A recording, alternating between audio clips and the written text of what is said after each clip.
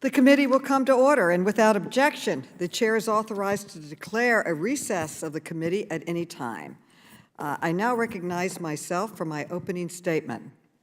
I would like to start by acknowledging the important bipartisan work that the members of this committee did on the Postal Service Reform Act, and thank Mr. Comer and the Republicans on this committee. And this will be signed into law tomorrow by the President of the United States.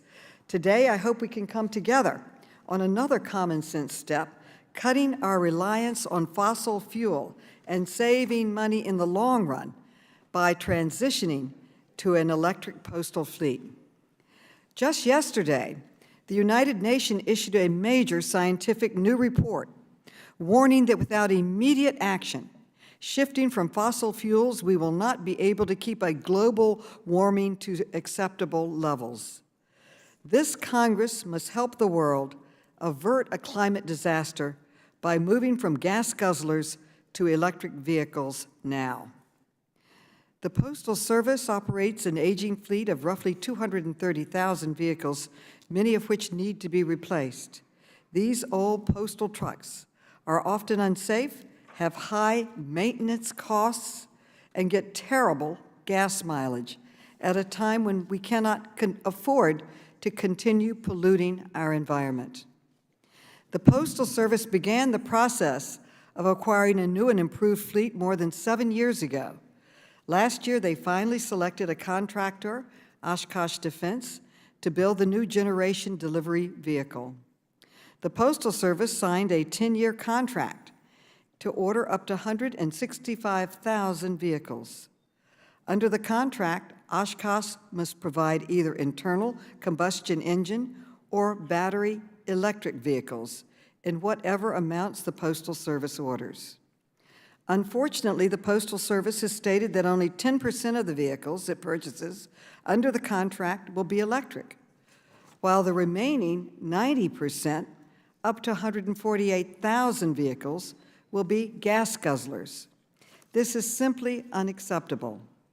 19 of the hottest years on record have occurred since 2000. Extreme weather events are getting more frequent.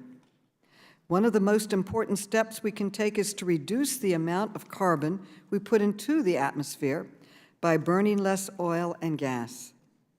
Cutting our dependence on fossil fuels is also a national security imperative. With Russia using oil sales to fund its brutal war in Ukraine, and Putin's price hikes hurting Americans at the pump, there has never been a better or more important time to invest in clean energy.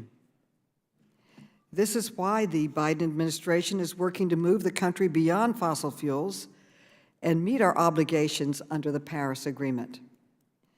Transitioning to electric vehicles using proven technology that is already on the road today is a key part of that effort, and the Postal Service should lead the way. Electrifying its fleet would also keep the Postal Service competitive. EVs cost less to fuel up and to maintain over the life of the vehicle. So buying electric vehicles could save the Postal Service money over time, even if the upfront price is a little higher. Major companies, from UPS to Amazon, have announced plans to adopt all electric fleets, but not mostly affect electric fleets. They're not talking about partly. They're saying GM says that they are moving to an all-electric fleet. And car companies from Volkswagen to Ford have committed to ramping up production of electric vehicles in the coming years. For months, the Postal Service claimed that it could buy no more than 5,000 electric vehicles with its current funds, a tiny fraction of its overall purchase. But after this committee raised questions about the Postal Service's environmental review, they changed their position and announced they were doubling the initial order of EVs to 10,000. But it's not enough. This is progress, but these EVs still are only 20% of the initial order. And according to the Nonpartisan Government Accountability Office, which is here today, they currently are reviewing this matter. The Postal Service may be basing its estimates about the cost of EVs on faulty assumptions. In their written submission to the committee, GAO states that their preliminary analysis, quote, raises questions, end quote, about these estimates. In particular, GAO found that the Postal Service used a gas price of $2.19 per gallon that bears no relationship to the reality of current prices, which are well over $4 and much higher in some states. And they predicted that maintenance would be more expensive for an electric vehicle than a gas vehicle, even though the evidence shows just the opposite is true. And if you talk to anyone who knows an electric car, they say there's practically no maintenance costs. Clearly, the Postal Service needs to reevaluate its assumptions. And the Postal Service should also be doing more to buy more EVs now, including both next-generation vehicles and commercially available off-the-shelf models. The Postal Service currently has $23 billion of cash on hand, the most in years. And the bipartisan bill I led with my friend, Ranking Member Comer, provided $50 billion in financial relief over the next 10 years. A small portion of those funds can be used responsibly to buy more EVs. I also believe Congress should provide additional funding to ensure an all-electric postal fleet and be a good example to the country. And this committee approved that funding last year in the Build Back Better bill. We are now looking at a smaller scaled down Build Back Better bill, and the funding for the additional postal EVs could be in that bill. Finally, the Postal Service can reduce upfront costs for charging infrastructure by exploring partnership with private companies as well as public-facing charging stations that could increase Postal Service revenue.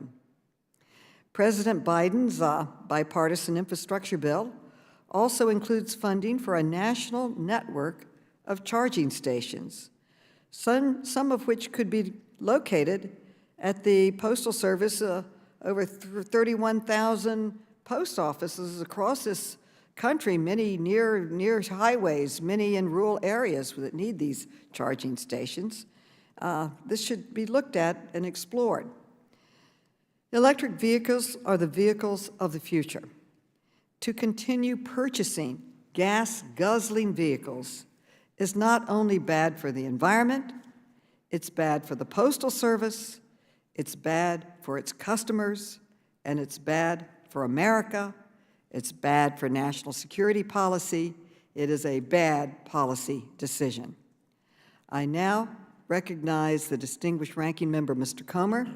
I thank him for the leadership he provided in passing the postal reform bill, and he's now recognized for as much time as he may consume. Well, thank you, Chairwoman Maloney, for holding a hearing today. Madam Chair, you and I just spent a year doing what everyone thought was impossible in crafting a postal reform bill that would actually become law, and we succeeded.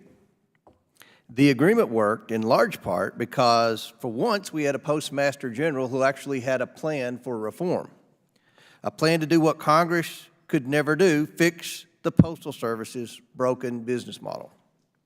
And my support and the support of many Republicans, in fact, over half of our Republican conference, depended on Congress giving that plan a chance to succeed. But the bill isn't even the law yet, and Democrats are going back on the deal.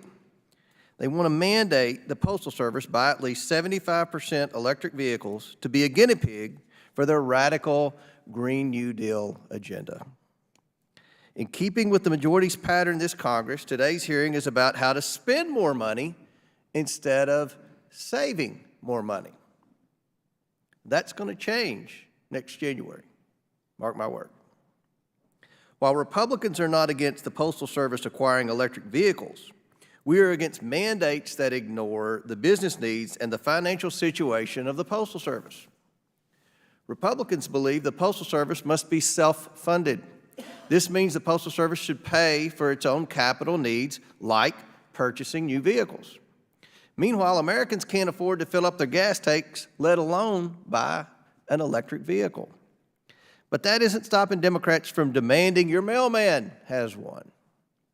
There are many problems with the Democrats' plan, but one could be to access the critical element needed to produce the electric vehicle batteries. And the president's own son has made it more difficult to do that. Hunter Biden. In 2016, Hunter Biden orchestrated the transfer of an African cobalt mine from an American company to a Chinese company, CEFC China Energy, dealing a severe blow to America's access to cobalt. Cobalt is one of the most important components of electric car batteries, solar panels, and other forms of renewable energy. And the United States is losing to China in a contest to secure cobalt. This is a national security threat and a blow to America's ability to lead in green technology. In fact, CEFC China Energy thought so much of Hunter Biden's expertise that it paid entities controlled by Mr. Biden and his uncle $4.8 million for 14 months of work. And what did China get for nearly $5 million? The American people deserve to know. Since Mr. Biden is an expert in cobalt mining operations, committee Republicans asked Chairwoman Maloney to invite him here today to shine a light on the importance of cobalt in electric vehicle production. Yet, Hunter Biden is not here today. It's no wonder the Democrats didn't want to invite him, and he didn't want to appear today.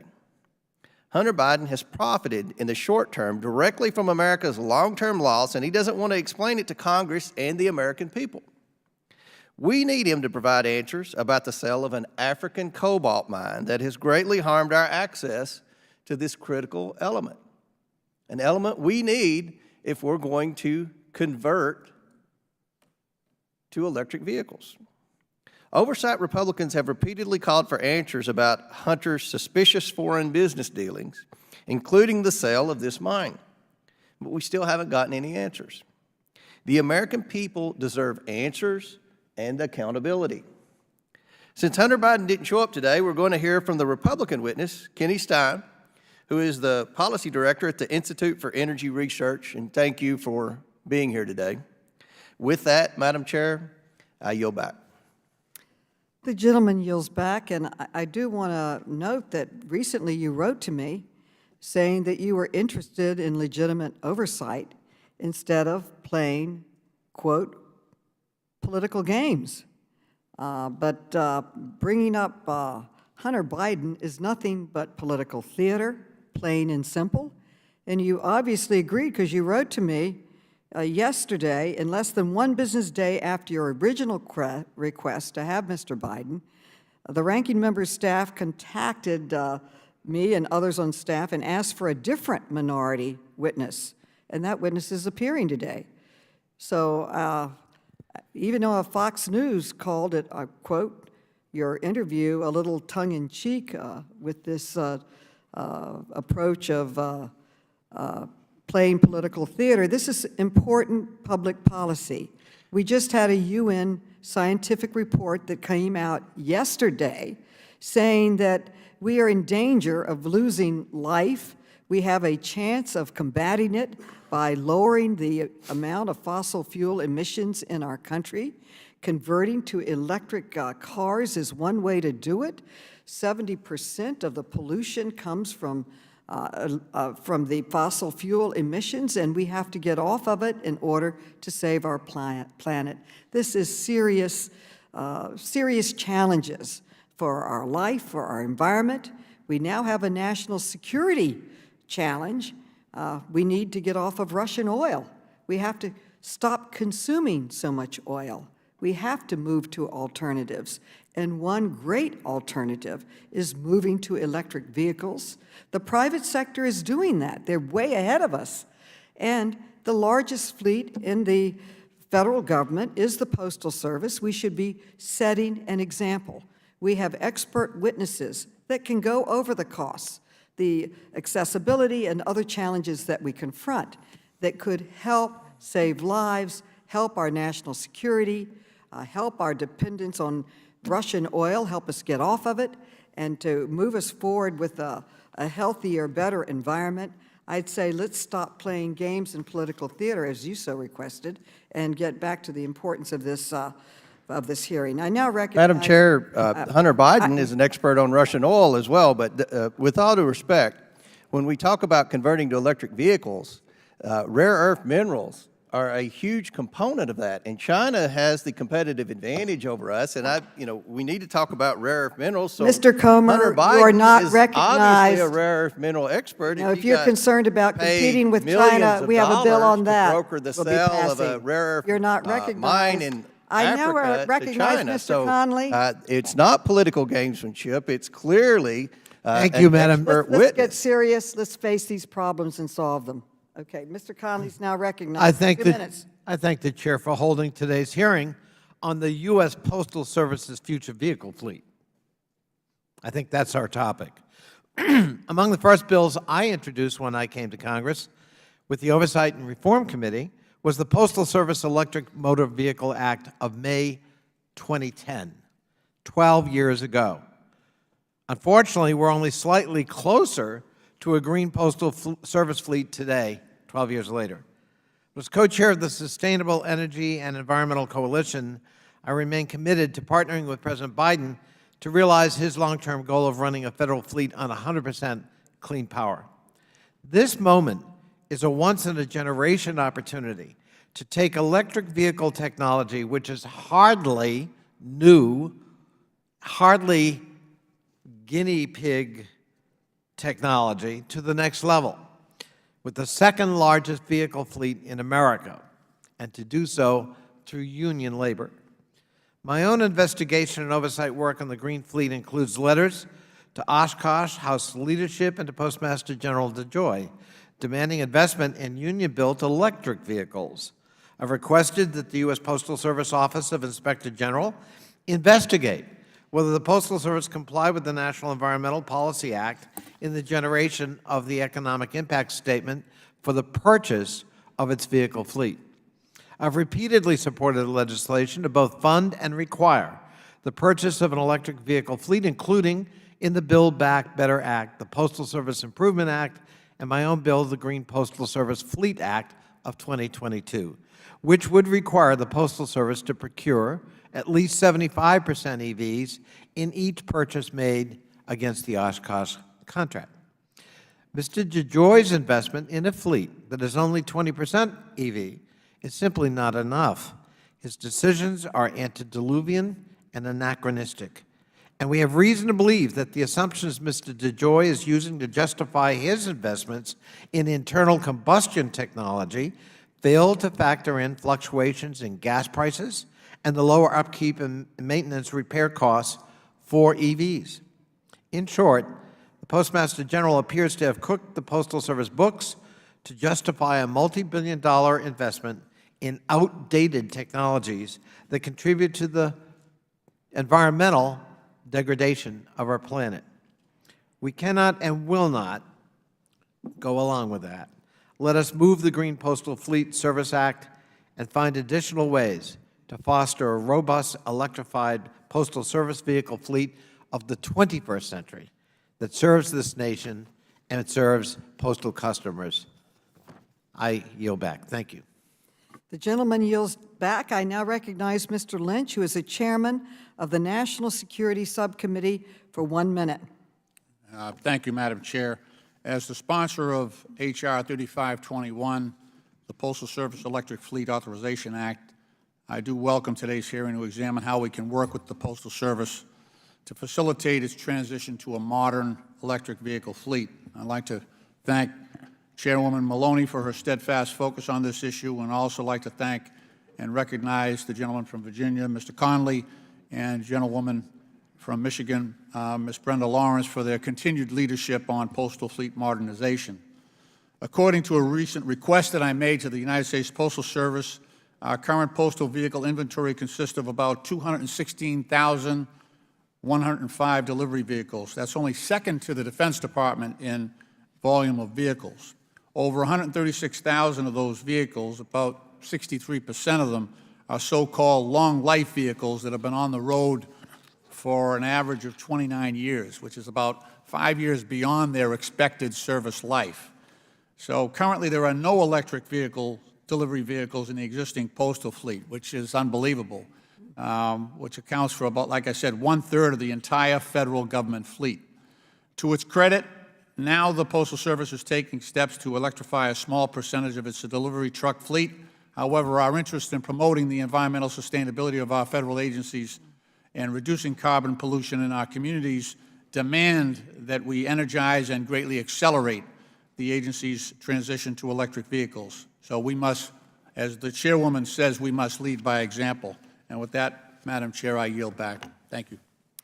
The gentleman yields back. I now recognize Ms. Lawrence for 1 minute for an opening statement and thank her and Mr. Lynch and Mr. Conley for their leadership, and Mr. Comer for their leadership on this issue. I want to thank the chair for holding this important meeting. As a 30-year veteran of the United States Postal Service and a representative of the Motor City, Detroit, the city who put the world on wheels, this hearing is particularly meaningful to me. As the big three automakers led the way in expanding access to electric vehicle, the United States Postal Service, which owns, as we heard, the largest civilian fleet in the federal government, they have an opportunity to champion the leadership of President Biden and our auto industry to push to electrify the federal fleet.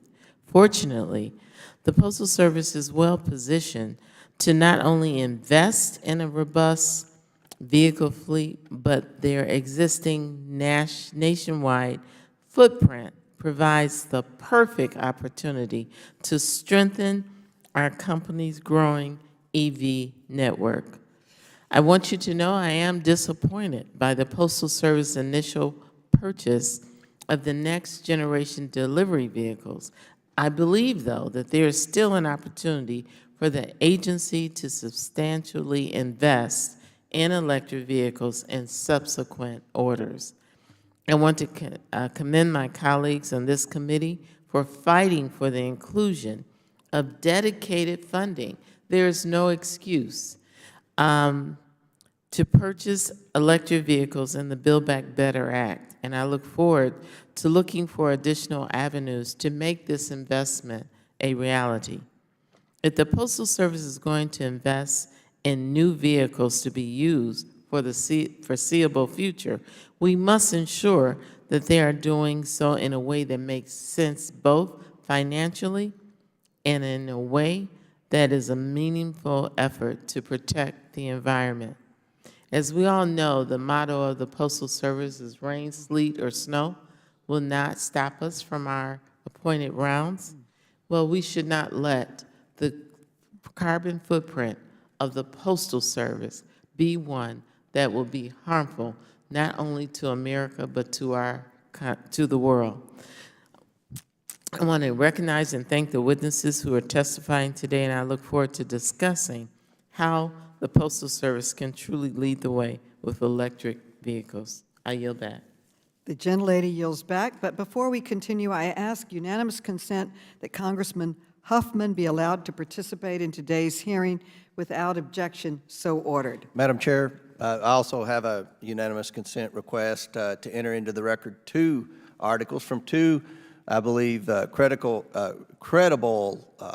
liberal publications, the New York Times and the Washington Post. The New York Times article, How Hunter Biden's Firm Helped Secure Cobalt for the Chinese, and the Washington Post article, The Hunter Biden Story is an Opportunity for Reckoning, into the record. Without objection. Madam Chair, Yes. I ask for unanimous consent to enter into the record a letter sent to Louis DeJoy on the great company that is now operating in South Carolina and goes into detail on the EVs.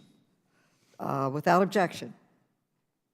Now I would like to introduce our witnesses for today. Our first witness is Tammy Whitcomb, who is the IG Inspector General for the Postal Service. Then we will hear from Victoria Stephen, who is the Executive Director of the Next Generation Delivery Vehicle at the Postal Service. Next, we will hear from Kenny Stein, who is the Policy Director at the Institute for Energy Research. Next, we will hear from Jill Nauman, who is the Acting Director of the Physical Infrastructure Team at the Government Accountability Office. Finally, we will hear from Joe Britton, who is the Executive Director of the Zero Emission Transportation Association. The witnesses will be unmuted, so we may swear them in.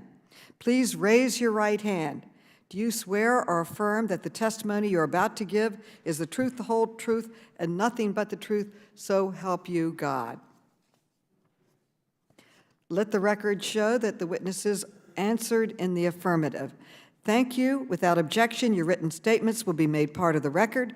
And with that, Ms. Whitcomb, you are now recognized for your testimony. Good morning, Chairwoman Maloney, Ranking Member Comer, and members of the committee. Thank you for inviting me here today to discuss our work related to the Postal Service's adoption of electric vehicles. Our mission to ensure the efficiency, accountability, and integrity of our nation's Postal Service is something we take very seriously. Last February, the Postal Service awarded a contract to produce and deploy up to 165,000 new delivery vehicles over the next 10 years. While the contract allows for both electric and gasoline-powered vehicles, the Postal Service's current plan is for most of the new vehicles to be gasoline-powered. We have two recent reports related to this purchasing decision. One of our reports was a research paper that identified the opportunities and challenges for the Postal Service in adopting these electric vehicles. We found electric vehicles are well suited for most postal routes, and there are clear benefits to their adoption. For example, a large fleet of electric vehicles would help the Postal Service decrease its greenhouse gas emissions and encourage the growth of the electric vehicle market in the United States. Additionally, electric vehicles are more mechanically reliable than gas-powered vehicles and require less scheduled maintenance. They would also result in the Postal Service incurring lower and more reliable and stable energy costs. However, there are challenges associated with adopting an electric vehicle fleet. The upfront costs are significantly higher than gasoline-powered vehicles. The Postal Service would need to pay a higher per-vehicle price and incur the cost of installing the charging infrastructure. The Postal Service has over 17,000 delivery units that may host electric vehicles, and the cost and issues associated with installing charging infrastructure will vary by each, depending on the parking layout, power availability, and required upgrades.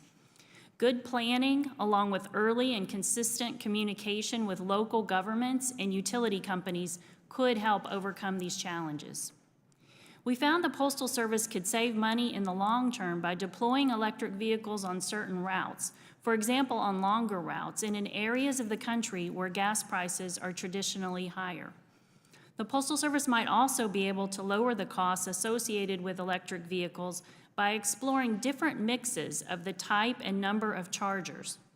Because many delivery routes are short, it is unlikely that every vehicle would need to plug into a charger every night. There are two other factors that could significantly change the cost-benefit analysis of purchasing electric vehicles: federal funding and local incentives. The Postal Service has stated it could achieve full electrification of its delivery fleet if Congress provided $6.9 billion. Incentive programs by local utility companies might also help offset costs. The Postal Service would not be the only logistics organization using electric vehicles. As part of our report, we looked at how other federal agencies, foreign posts, and companies in the logistics and shipping sector have deployed electric vehicles. While their fleets are different in many ways, their experiences may be informative. We found that they used a wide variety of electric vehicles and charging infrastructures, and they emphasized the importance of working closely with local utilities and other stakeholders as early as possible in the planning process. Another report related to the purchase of new delivery vehicles was an audit of the contract clauses. While we found the contract was designed to mitigate fraud, waste, and abuse, it could have been stronger. We recommended additional language to encourage self-reporting by the contractor of potentially inappropriate or illegal activity during the development and production of these vehicles. Management agreed to make these changes. In response to a recently received congressional request, we have initiated an audit focusing on the Postal Service's vehicle acquisition process and its compliance with the National Environmental Policy Act.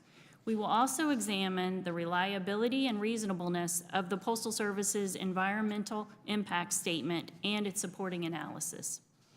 Another ongoing report focuses on whether the Postal Service's vehicle maintenance facilities are ready for both the electric and gasoline-powered next-generation delivery vehicles. We plan to release both of these reports later this year.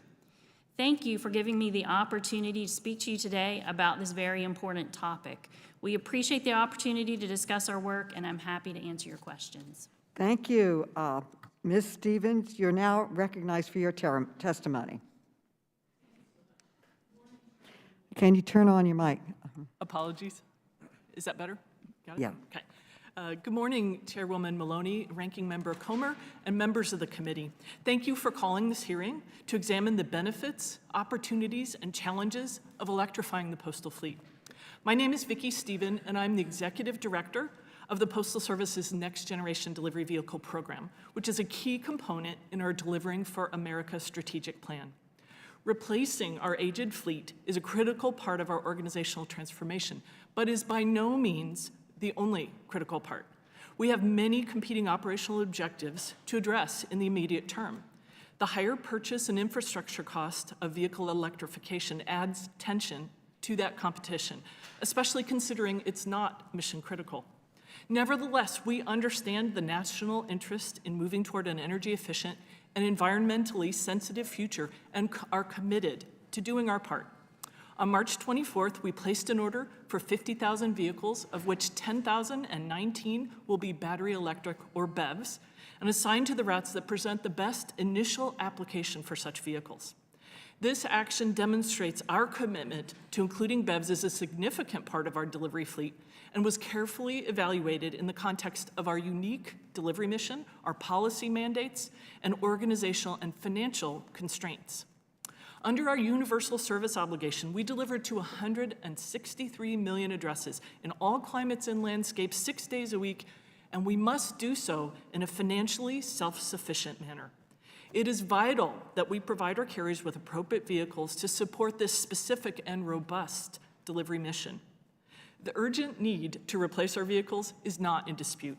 Many of our 190,000 delivery vehicles are inefficient, and they lack basic safety features and ergonomic features, including air conditioning, airbags, anti-lock brakes. I must stress that our vehicles cannot be compared to other private delivery or government fleets in nature, use case, or scope. Understandably, there's interest in the vehicle costs, and I look forward to articulating the factors that contribute to cost today, and note that the differential between the two versions is comfortably within the range of commercially available internal combustion, or ICE, and battery electric vehicles. As my written testimony describes in detail, we have very specific vehicle requirements, including right-hand drive and ergonomic features necessary to perform delivery to curbside mailboxes, as well as ruggedized components built to support the wear and tear of our postal delivery operations. The NGDV program is just one part of our mixed delivery fleet strategy. We will continue to purchase the types of vehicles that best align with our routes. Any mix of replacement vehicles will deliver significant reductions in emissions and improvements in fuel economy over our existing long-life vehicles. I would note, however, that we have 12,500 routes over 70 miles in length that are not candidates for electrification today, and another 5,000 that require all-wheel drive vehicles due to extreme climate conditions. Electrification also comes with the challenge of installing infrastructure at a multitude of postal facilities. Our search for replacement vehicles began in January of 2015. After several years of industry outreach, study, evaluation, and prototyping, we conducted a robust and open production competition and awarded Oshkosh Defense a manufacturing contract in February of 2021. The contract provides us with the ongoing ability to purchase between 50 and 165,000 NGDVs that will be equipped with either ICE or BEV powertrains. NGDVs can be purchased in any proportion throughout the contract life. However, our total cost of ownership model points to a substantially ICE fleet due to the higher acquisition and infrastructure costs for the BEVs. Our procurement was deliberative. We considered the characteristics of more than 200,000 carrier routes to assess the appropriate vehicle for each and analyzed fuel and maintenance savings. We found that the benefits are not enough to overcome the higher costs over the 20-year life of the vehicle. We also followed all of the requirements of the National Environmental Policy Act, including consultations with the EPA and the Council on Environmental Quality, and responding to thousands of public comments. Our ultimate decision was designed with enough flexibility to allow us to increase the proportion of BEVs if financial circumstances change and if the use case continues to improve, as evidenced by our recent purchase order. The recent NGDV purchase contract was the culmination of years of careful needs analysis and procurement discipline, all linked to our unique operational imperatives. The opportunity to electrify at least 10,019 delivery vehicles is a meaningful step in the direction of broader electrification that is a priority for many of our stakeholders. So thank you for the opportunity to address these matters, and I welcome any questions that you may have. Thank you very much. Mr. Stein, you are now recognized for your testimony. Thank you for the opportunity to participate in this hearing. My name is Kenny Stein, and I'm the Policy Director for the Institute for Energy Research. We're a free market organization that conducts research and analysis on the function, operation, and regulation of energy markets. At the outset, I'll say the Postal Service's correct improvement to take a gradual approach to introducing electric vehicles into its fleet. As both the Service's record of decision as well as the Inspector General's report make clear, EVs are substantially more expensive than the internal combustion alternative, due not just to the higher cost of the vehicle itself, but the large expense needed to install charging facilities for the new vehicles. The same two documents make clear that this cost differential is so great that the expected lower operating costs of EVs over their lifetime does not make up for the higher upfront cost, except in certain locations, certain routes. And even those exceptions are based on certain assumptions, and if those assumptions have proved overly optimistic, EVs could actually end up being a long-term financial drag on the Postal Service. But beyond pure cost considerations, there's a number of questionable assumptions that are underlying this predicted EV transition.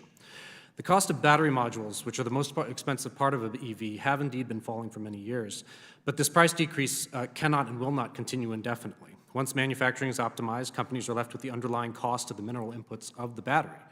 So nickel, cobalt, lithium, various rare earth minerals have seen prices rise in recent years, and EV prices have had to increase in tandem. While there are research efforts underway to find alternatives for some of these elements, fundamentally you always need a bulky battery to power an EV. Basic physics limits how small an EV battery can get, and the fact that the NGDV will need to have its batteries replaced within 10 years increases the significance of this battery assumption, because it's not guaranteed that replacement batteries will be less expensive than the many thousands of dollars that they cost today. It's also assumed that electricity prices will not increase in the future. This is much of the basis for claiming fuel cost savings over internal combustion engines. But over the last several decades, electricity prices have been flat to increasing in the United States. There's no evidence for the oft-asserted claim that more renewable electricity generation will end up lowering electricity prices. The evidence we have actually more often suggests the opposite, that the higher the share of generation from wind and solar, the higher electricity prices. On top of those existing trends, forced and voluntary transitions to EVs, as well as political pressure to increase electrification, stands to increase demand for electricity in the coming years. The infrastructure to supply this additional demand is subject to delay and limitations due to environmental objections or simple land use opposition. So all these factors, higher demand, cost of their supply, expensive transmission, mean that the expectation for future electricity prices must be higher prices, not lower. The supply chain for electric vehicles also needs to be part of the Postal Service's decision-making process. The supply availability of many of the inputs for EVs is in doubt. Even at the end of last year, nickel supplies were forecast to be short by 128,000 tons in 2021, with a cobalt shortage of 1,800 tons. Supplies were further forecast to be tight all the way through 2025. Russia's invasion of Ukraine puts nickel supplies on an even more uncertain footing, given that Russia produces about 20% of the global supply of nickel. A deficit in lithium is also expected by 2025. These shortages cannot be quickly remedied. It takes many years to bring a new mine into production. With prices of mineral inputs high, there's a high likelihood of EVs being more expensive in the near term. It's even possible that there will simply not be enough minerals to meet the demand for electric vehicles. While a Ford or a GM can wait a few years to hit its EV sales goal, the Postal Service needs the replacement vehicles today. There's a very real prospect of EVs being delayed due to supply shortages. The source of mineral inputs should also be a concern, especially for this committee, given the discussion earlier. While U.S. mines do produce some of the minerals which go into EVs, the raw materials are overwhelmingly processed outside the United States. This is especially true for the components of EV batteries, the supply chain of which is dominated by China. China processes the majority of the world's cobalt, nickel, lithium, manganese, and graphite, as well as many rare earth minerals. China also dominates finished battery production, producing around 80% of the world's lithium-ion batteries. Now, there are currently companies building battery plants in the United States and working on permitting mines, but alternative supplies will take many years to come to market. And again, the Postal Service needs their vehicles now. We can hope that 5 to 10 years from now, more of the supply and processing for EVs will take place in the United States or its close allies, but today, any increase in EV procurement by the Postal Service will be enriching China.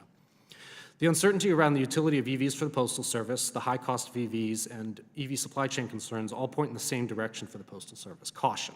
These factors strongly support the service's decision to slowly introduce EVs into their fleet.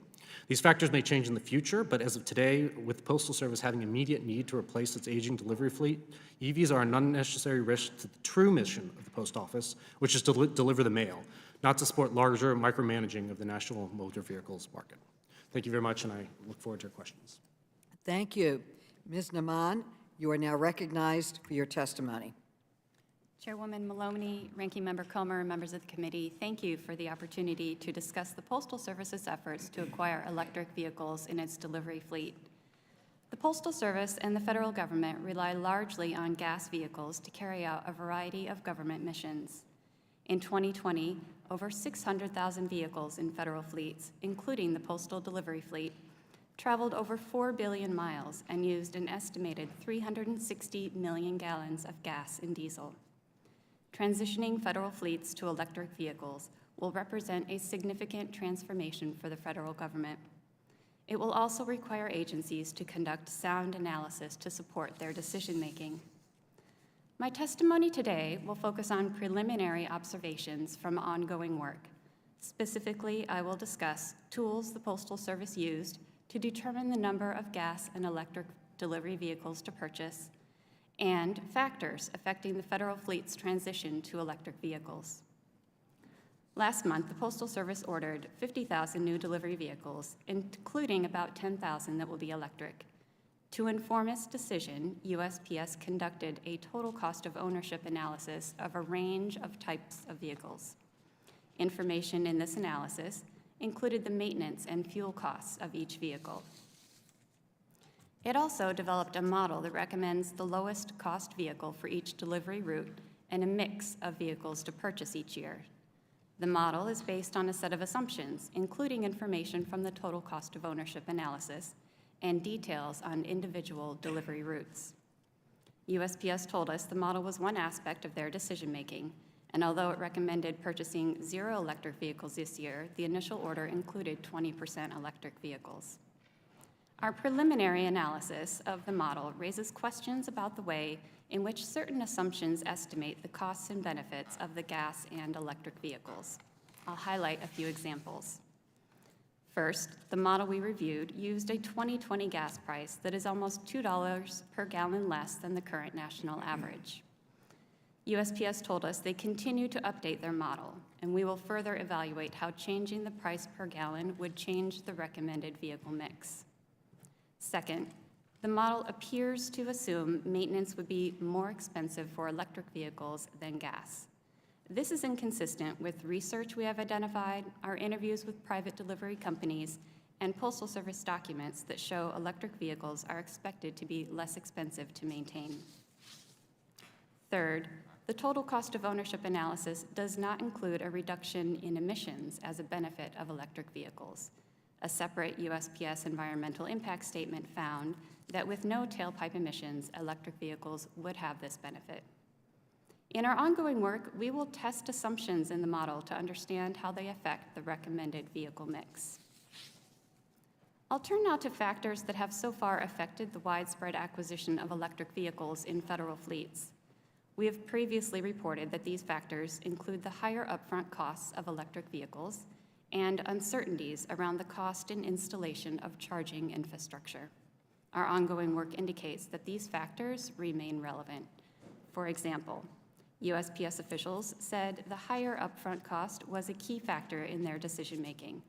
They estimate that the new electric and gas delivery vehicles will not cost the same until 2031. In addition, USPS estimates a range in the cost of installing chargers, depending on the site. And it is uncertain whether older facilities have sufficient power capacity to support the charging infrastructure. In closing, some aspects of the transition to electric vehicles may become easier to manage as the market evolves. Other aspects will take some work to address. All aspects of this transition, however, will require agencies to use reasonable and current data and transparent analysis of costs and benefits to support their decisions. We will continue to assess these issues in our ongoing work. This concludes my statement. I'm happy to answer any questions. Thank you. Thank you so much. Mr. Britton, you are now recognized for your testimony. Chair Maloney and Ranking Member Comer and members of the committee, thank you for the opportunity to speak with you today excuse me, about the benefits of electrifying the U.S. Postal Service. My name is Joe Britton, and I'm the Executive Director of the Zero Emission Transportation Association, a coalition spanning the entire EV supply chain, from vehicle to battery manufacturers to charging companies to critical material developers to utilities.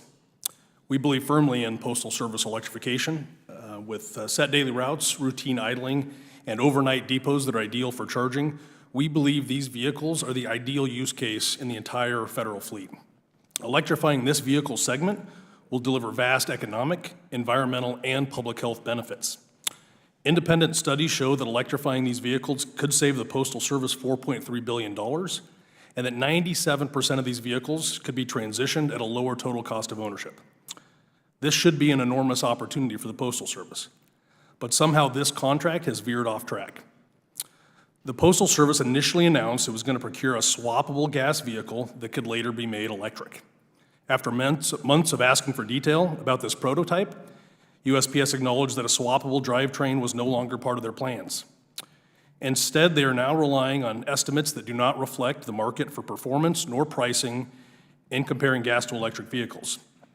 For example, in deciding whether to go electric or remain reliant on gasoline, USPS, as the chair has noted and GAO has noted, they're relying on $2.19 per gallon gasoline when Americans today are paying twice that amount. Even harder to believe is their assumption that gas prices will be $2.55 in the year 2040. I don't think anybody in the room today believes that gas prices are going to be 50% cheaper 20 years from now. And that's a real problem for the Postal Service because the vehicles that they're proposing to procure only get 8 to 14 miles per gallon, which is lower than the 17 miles per gallon of the 1988 Grumman they're replacing. After years and years, decades of technological innovation, it is indefensible that these vehicles are not more fuel efficient. USPS is also dramatically underestimating the capabilities of electric vehicles. For example, in their benchmark EV, they state that it should have a 94 kilowatt hour battery pack, but that it would only get 70 miles of range per charge. The standard in the marketplace is double that today. We've only seen this poor range to battery pack estimate for extraordinarily heavy vehicles like Class 8 tractor trailers and semi-trucks. It's unbelievable that this vehicle would only get 70 miles of range. The Postal Service is also claiming exorbitantly high charging costs. And the Inspector General here today called attention to their estimate that it would cost $18,000 per charger, which is far more than the current federal blanket purchase agreement already negotiated to install these very same chargers today. And they project that a dedicated charger is needed for every single vehicle. But with accurate route and range estimates, we suggest 2 to 3 vehicles could effectively share the same charger. Ultimately, the Postal Service is relying on information that is creating a skewed comparative cost projection. It doesn't need to be this way. I think Mr. Stein and I would agree that we could maybe look to the marketplace to see what others are doing. They have already recognized the opportunity of electrification and are locking in years of strategic advantages over the Postal Service with their own fleets. This includes bulk EV purchases from UPS and Amazon, 70% electrification goals from DHL, and 100% commitment to electrification from FedEx. These companies estimate 60 to 75% fuel cost savings and 50 to 80% savings on maintenance and service. The Postal Service EIS is opaque and limited, but from the little they have disclosed, it shows their assumptions are not grounded in fact. Unless they reverse course, they will continue to bear these unnecessary costs for both gasoline and service and maintenance, whereas their competitors will not. We urge the Congress to require the Postal Service to rethink this contract and start with a transparent fleet transition plan, like states and other recipients of federal money are required to do today. This would not require the disclosure of proprietary information. Rather, it would allow USPS to produce a market analysis using transparent third-party engineering and modeling to assess the feasibility of electrification. We think the answers will be clear and more closely reflect the decisions being made by others in the free market. Thank you for your time, and I look forward to your questions. Madam Chair, before we get into questions, if I may ask unanimous consent to enter 2 letters into the record. The first is a letter from me to the National Archives asking for information about the sale of the cobalt mine from the White House while Hunter Biden's father was vice president, and the archivist's response saying he could only provide to the chair of the committee. Without objection, we will now recognize Congresswoman Kelly.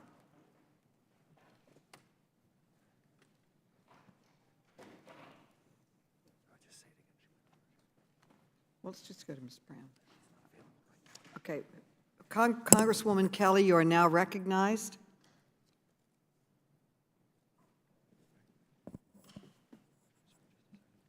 Okay. All right.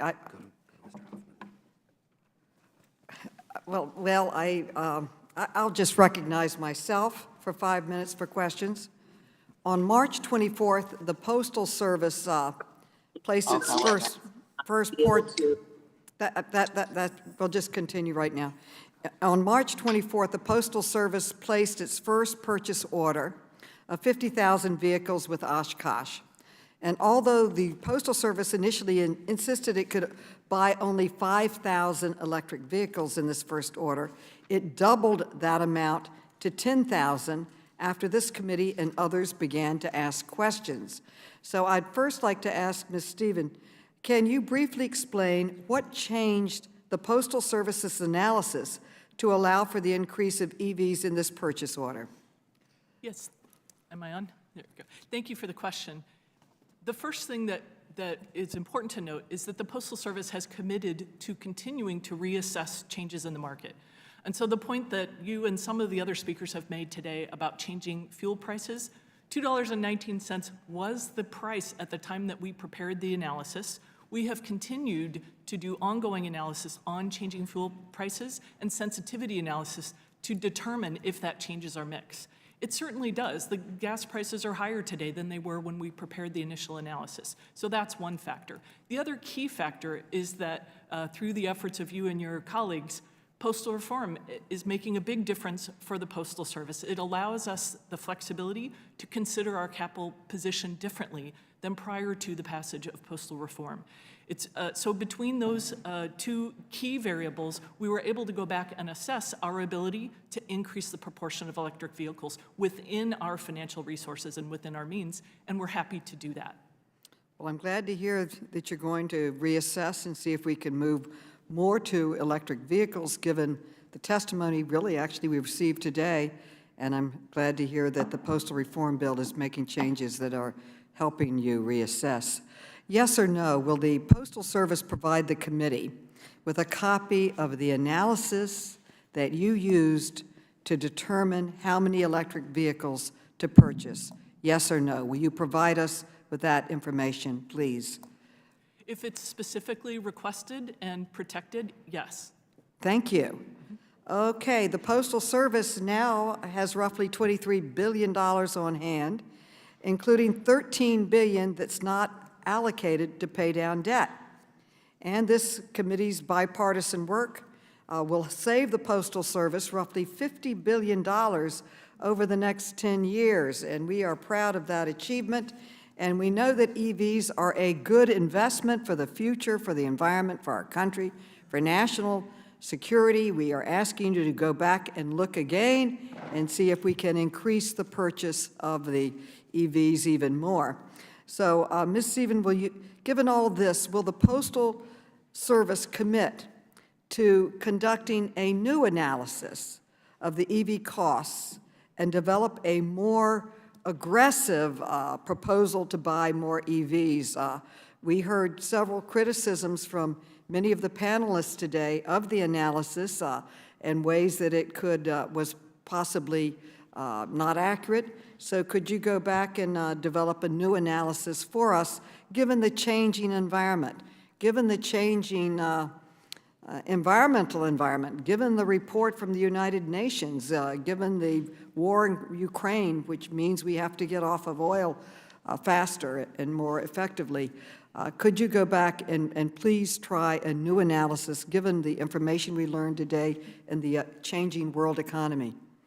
So we've committed to doing ongoing updates as conditions change in the market. So I don't think a new analysis is required.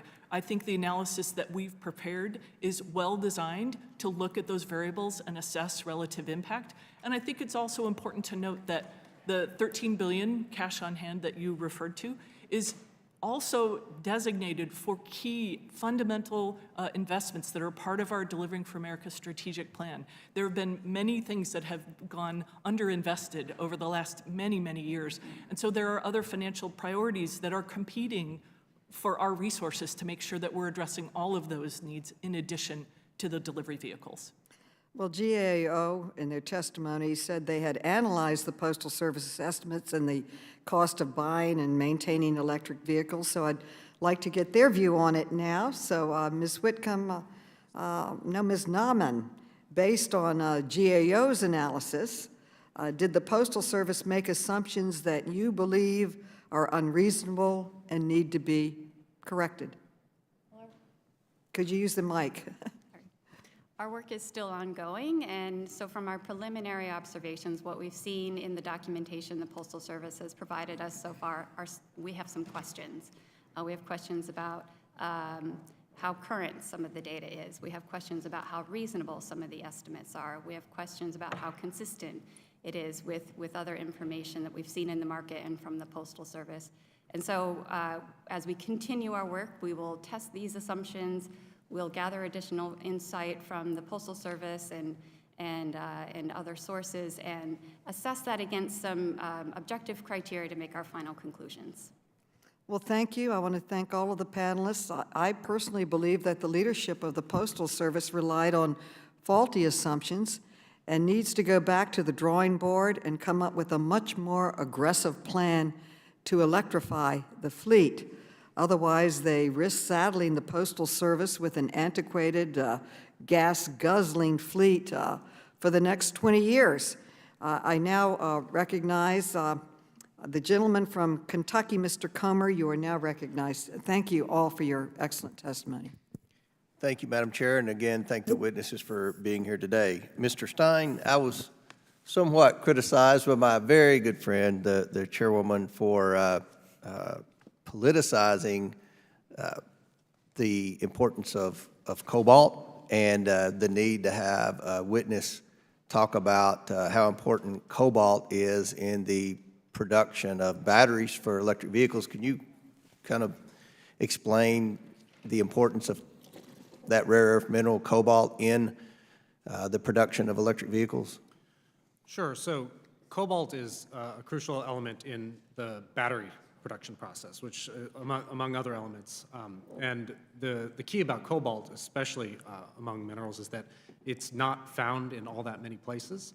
It's the largest mines, the largest production is in the Congo, but the majority of the mines in the Congo are actually owned by the Chinese state-owned companies. And about 80% of the cobalt processing happens in China itself. So if we're talking about national security issues, there's been discussion of national security regarding oil, but there's national security issues with the EV supply chain and with renewables more generally, too. So let me get this straight. 80% of the world cobalt market is now owned by China? Well, the processing. Well, we need to make a distinction between the mining and the processing. Right. The mining happens in Australia, right. in Congo, but yes, okay. the actual processing. So, in your opinion, it does harm our national security if China has that much of a market share for the production of cobalt? 100%, because we just recently have gotten to the point where we produce enough energy domestically, natural gas and oil, that we are not truly self-sufficient, but we are largely able to operate independently from the international conditions. But when we're talking about renewables, this goes for solar as well as electric vehicles and batteries, all batteries. The production process happens overwhelmingly in China. So we'll be exchanging one dependence on oil for another dependence on China. And I'm not sure as a national security trade-off that is an improvement. Well, it seems odd that the son of our commander-in-chief played a leading role in selling a major cobalt mine in the Congo to China. Does the United States have domestic sources for these metals?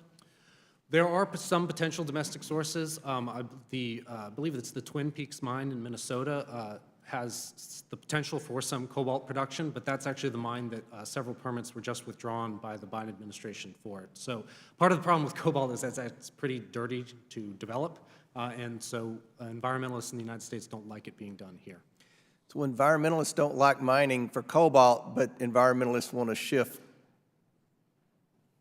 American vehicles from fossil fuels to electric vehicles, and we need that cobalt mine to produce electric vehicles. Yes, the mining can be done in Congo by child labor, and the processing can be done in China with no environmental standards. So that way you get cheap electric vehicle batteries. Well, what impact will President Biden's use of the Defense Production Act have on the supply of these metals? Well, it could have a significant impact, but that would involve using it to encourage domestic mining. And that, so far, has not been what he's tried to use the Domestic Production Act for. Now, he did the Defense Production Act.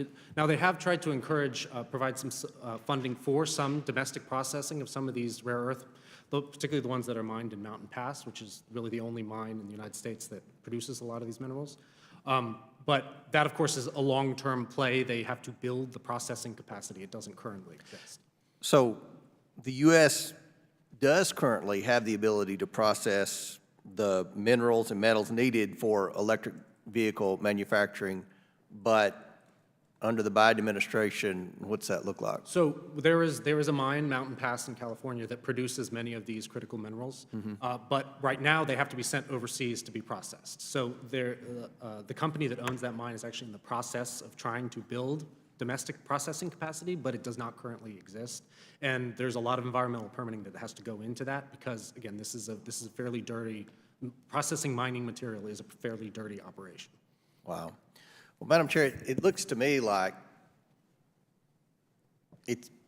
China has a competitive advantage in the rare earth mineral market, which is essential for the production and manufacturing of electric vehicles. So I think we definitely need to have a rare earth mineral expert testify about how we can change the fact that China controls the market on this. This just gives them a further competitive advantage. And if we're going to do what I think a lot of Democrats want to do in the Green New Deal and shift everything from fossil fuels to electric vehicles, then we have to have an honest conversation about the rare earth mineral market and the importance to that in the manufacturing of the batteries for electric vehicles. So I don't think it's political, and hopefully we can get to that point to where we can have a productive, thorough committee hearing about the rare earth mineral market. With that, I yield back. The gentleman yields back, and from the District of Columbia, Madam Ms. Chair. Norton, you are now Madam Chair. recognized for 5 minutes. Madam Chair, I request unanimous consent to have the following articles entered into the record. Without objection. Thank you.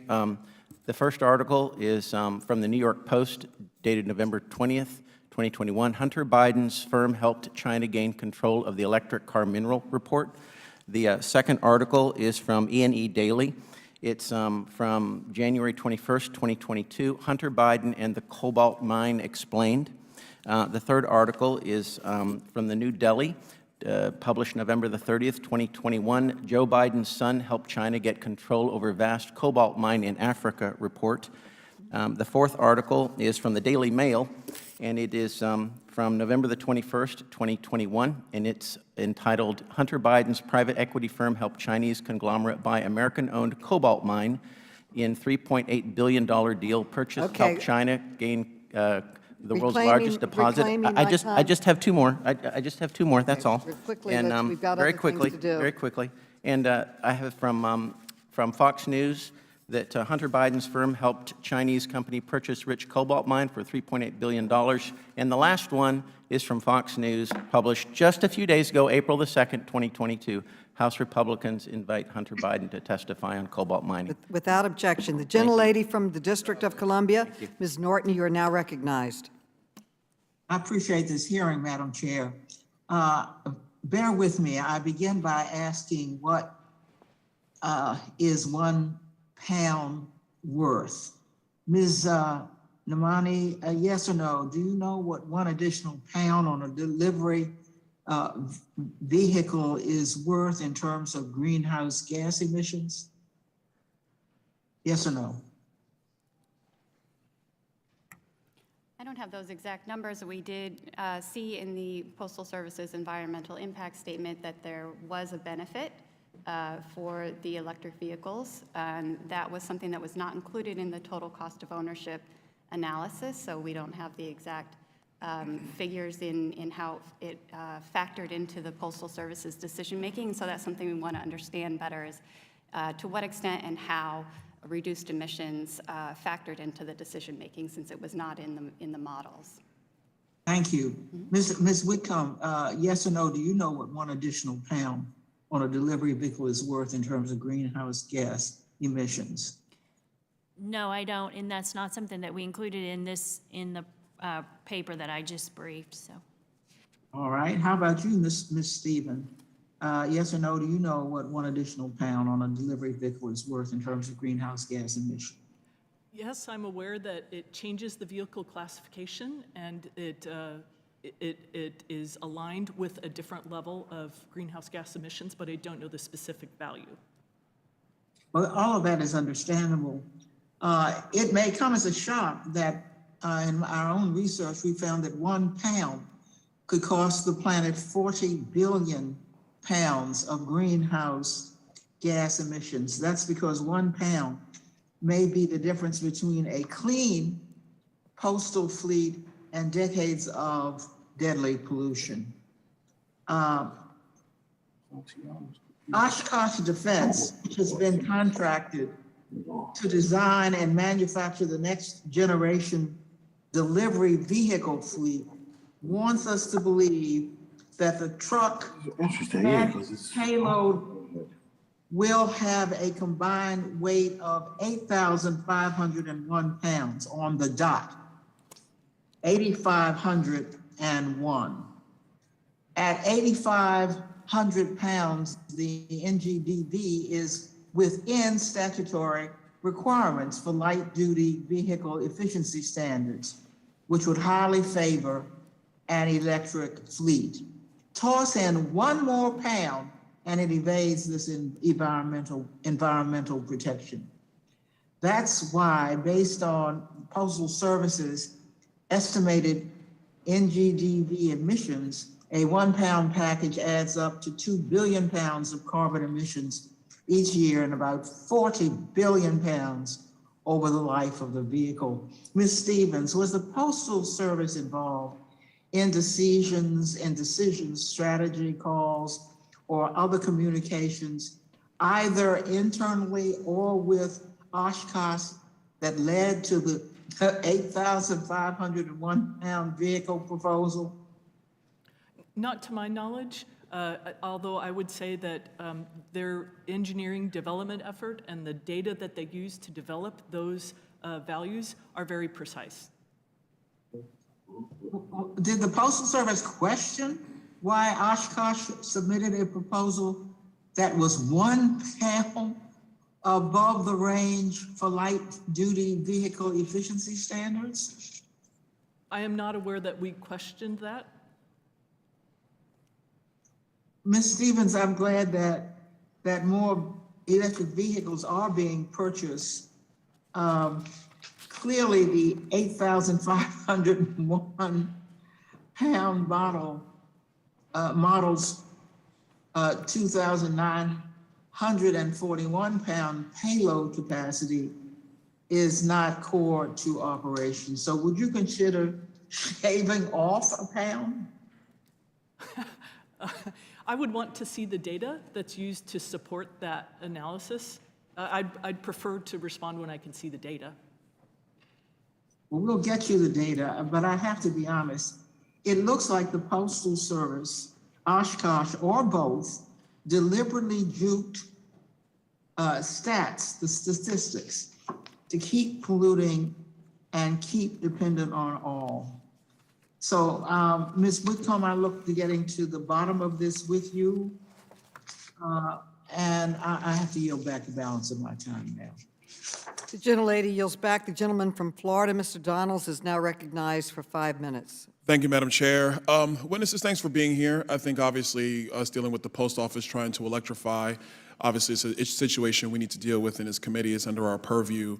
But one thing that's already been clear that's come out of this hearing so far is that we are trading the apparent dependence on some portions of foreign oil at this point, and frankly because of reckless energy policy from the administration, to a complete reliance on the Chinese with respect to getting electric batteries for the Postal Service. So we are asking the American people to literally pay billions of dollars for batteries that we are going to get from the Chinese, sources from, under Mr. Stein's testimony, cobalt being mined by kids in Africa. The same cobalt material, which is far more harmful to the environment, far more dirty than our own environmentalists in the United States don't want us to mine.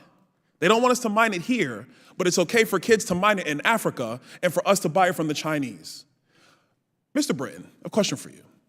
Mr. Stein's testimony talked about, frankly, how dirty it is to mine some of these minerals. What is your group's position on advanced nuclear reactors? We don't have a position. Mr. Britton, you're from the Zero Emission Transportation Association, and your organization, a Zero Emission Transportation Association, doesn't have an opinion on modular nuclear reactors, advanced nuclear reactors, microreactors that can actually provide the energy output necessary to provide the electric load that an electrified fleet from the post office would provide, but your organization doesn't have an opinion on this. Well, we focus mostly on what propels the vehicle itself, and so it's gasoline, hydrogen, battery electric. So that's typically where we focus. But I'd be happy to answer. Mr. Britton, quick question for you. Yeah. If you're going to plug an electric vehicle in, where are you getting the electricity from to charge the battery? From the grid. And where does that energy, how is the energy that's on the grid get generated? Depends on the region, but it's a full blend of whether that's coal, gas, renewables, nuclear. So let me back up. We're talking about trying to have vehicles be zero emissioned. Yep. It's a worthy goal. It's a nice goal. But the reality is that the energy necessary to charge the vehicles still comes from the fossil fuels that the other side of the aisle would want us to completely get away from under the current energy proposals and projections and vision from the Biden administration. Would you say that's correct? Well, what I would refer you to, which actually is a pretty interesting comparison, so if you look at the Union of Concerned Scientists map for the entire U.S., they actually map out what is the carbon equivalency for a gas-powered car versus an internal combustion engine vehicle or in an EV. And what they find is that across the country, it's often 100 to 200 miles per gallon equivalency when you look at the carbon content. So point being is that in some regions, you might have a cleaner grid. Other areas of the country, you might have a dirtier grid. Does that study take into account the dirtiness of getting the rare earth minerals to create the battery that goes into the car itself? Yeah, it's a full well-to-wheel analysis of scope 1, 2, and 3. Okay, thank you. Ms. Stephens, quick question for you. If the Postal Service was left to its own ability, would you be going down this line of purchasing electric vehicles to the scale that the majority party wants you to purchase electric vehicles? We would be purchasing the 20% that we are taking forward in our acquisition today. That's an amount that we can afford. There are benefits, particularly if applied to the routes that have the right conditions where we can actually capitalize on the benefits of an electric vehicle. The more you drive, the more you save. Okay.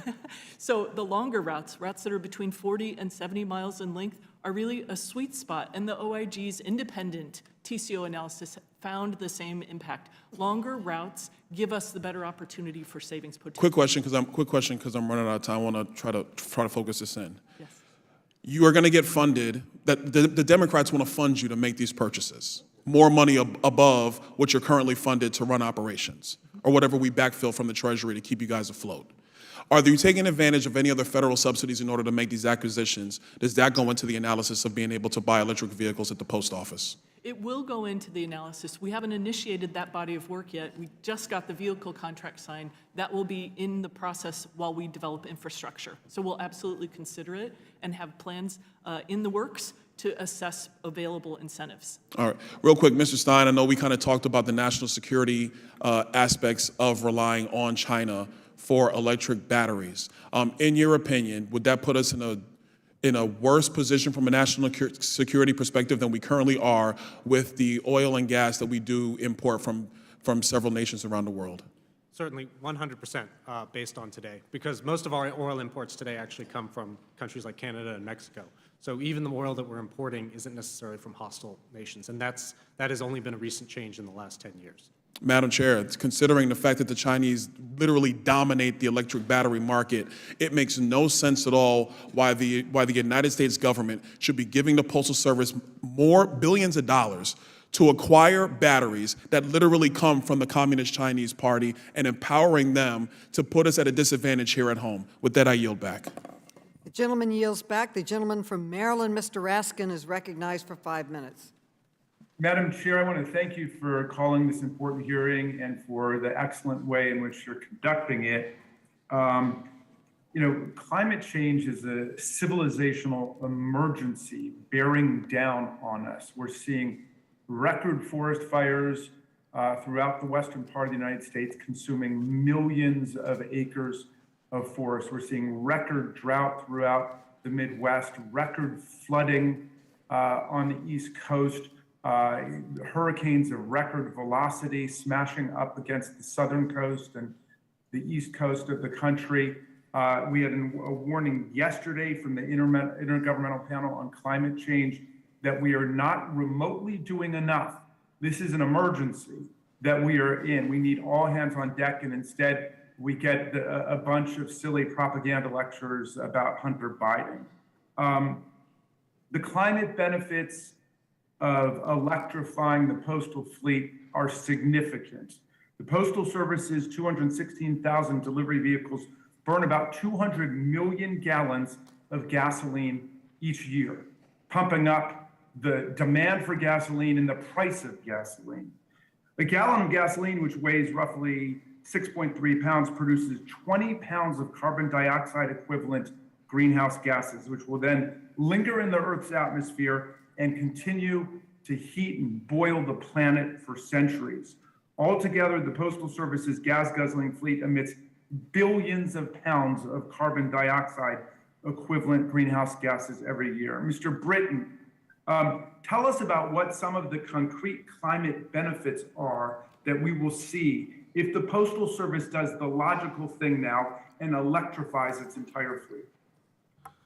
Well, you bring up a good point, which is that each and every year, and I think it was Atlas Public Policy that estimated that there's 12 megatons of carbon savings that would be reduced every year. And just for comparison, we actually put a fair market price on that as the federal government through the tax credit 45Q, which is made available to coal companies, gas processors, fertilizer plants, steam methane reformers to reduce the emission from those smokestacks. If we allow, just as a comparison, the same level of emissions reduction to be reimbursed through the 45Q tax credit, we would be cutting a $6 billion check to the Postal Service for the emissions reduction of electrification. Well, Ms. Stevens, is fleet electrification now a goal of the Postal Service? I would say that the Postal Service is focused on our core mission and on the strategies that we've outlined within our Delivering for America plan. The NGDV is a part of that plan, but it is only one piece of the plan. We have many other competing priorities. Well, right. We want to get the meal delivered to our people. We want to do it 6 days a week. And we want to, I don't want to have constituents calling me because the meal is being delivered to the wrong place and all of that. But within the category of this judgment, would the Postal Service's preference be to have 100% fleet electrification if the funding were available? If the funding was made available to us, we would absolutely adjust our plans. Our plans today reflect what we can afford within our own resources. Great. Well, look, I think we all share that as a common goal then. There may be a handful of people left, unfortunately, who are still denying the reality of climate change. There may be some people who are so much in the thrall of the oil and gas industry that they can't admit that the survival of our species is in peril because of the dramatic consequences of climate change all over the world, with the glaciers vanishing and the ocean levels rising and the polar bears drowning because they're good swimmers, but they're not inexhaustible. We're seeing dramatic evidence of the way that the climate of the Earth is changing. And some people just want to, stick their head under the sand.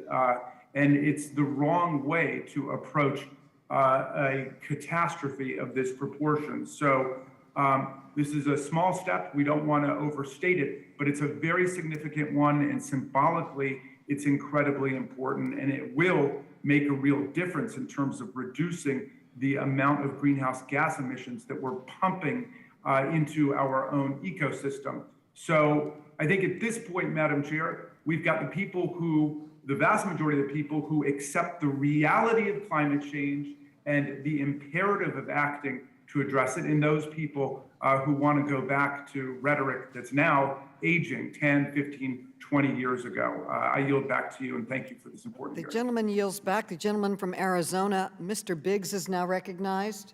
Thank you, Madam Chair. And Madam Chair, pursuant to Clause 2K6 of Rule 11 of the Rules of the House, I move that the Committee on Oversight and Reform issue a subpoena to Hunter Biden as an additional witness for this hearing. Hunter Biden helped sell one of the world's largest cobalt mines to China. Cobalt is a key component in batteries for electric vehicles.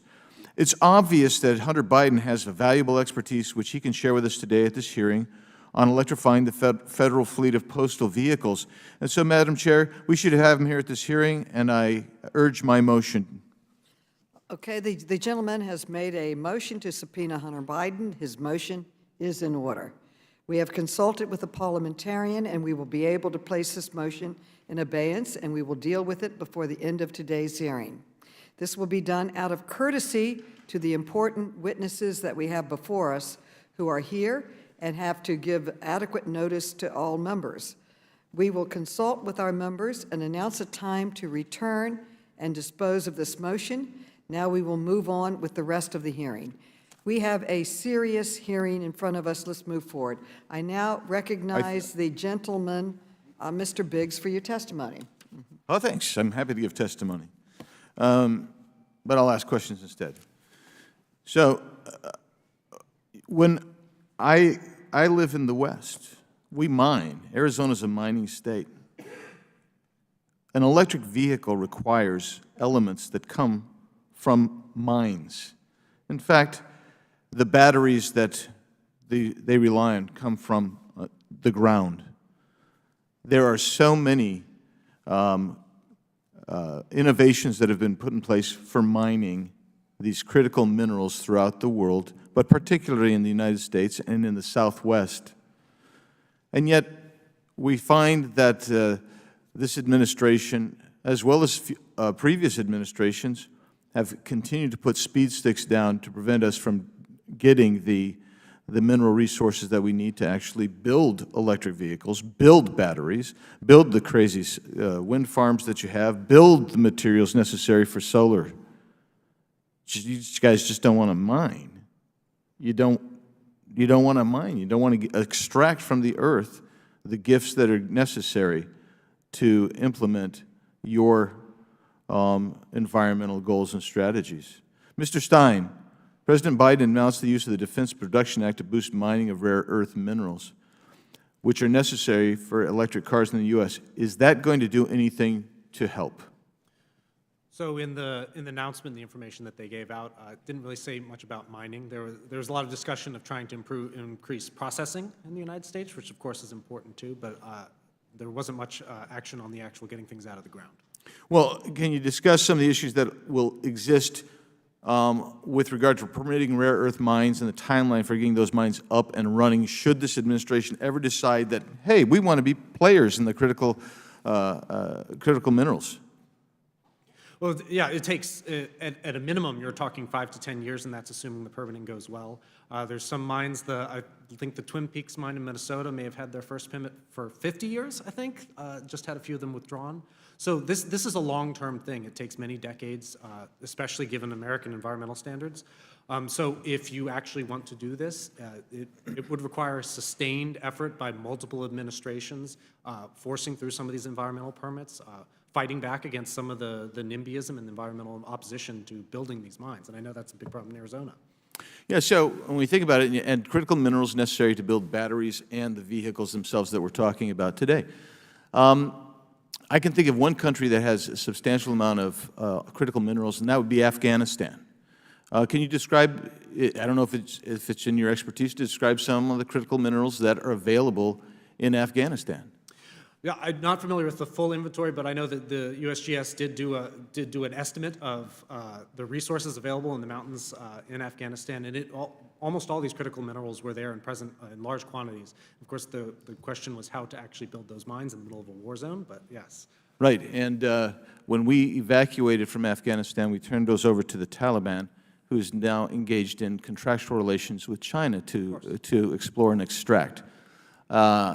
Where are some other places around the world, and I'm thinking of China and other places around the world that have critical minerals that we would be reliant upon were we to adopt this policy that we're discussing today?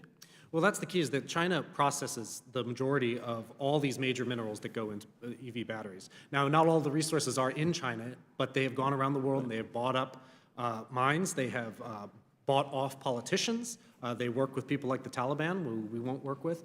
They are open to all comers as long as these resources get sent to China to be processed. Gentleman's time has expired. The gentlelady from Michigan, Ms. Tlaib, is recognized for 5 minutes. Thank you so much, Madam Chair. Madam Chair, I'm extremely alarmed at the anti-union actions that Oshkosh has taken in recent months. Many of my colleagues might not realize this, but Oshkosh, Wisconsin facility has been a union facility for decades.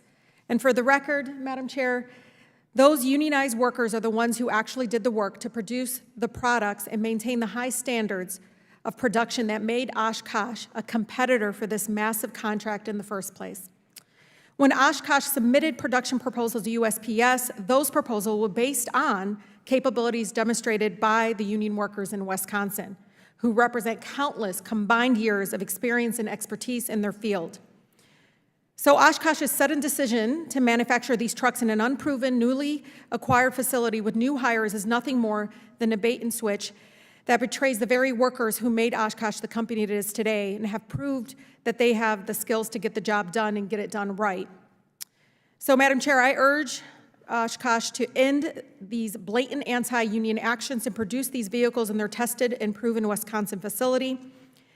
And secondly, and this is something, Ms. Stevens, I hope you do take back to leadership, we do need to talk about the environmental short-sightedness of Postal Service's current plan.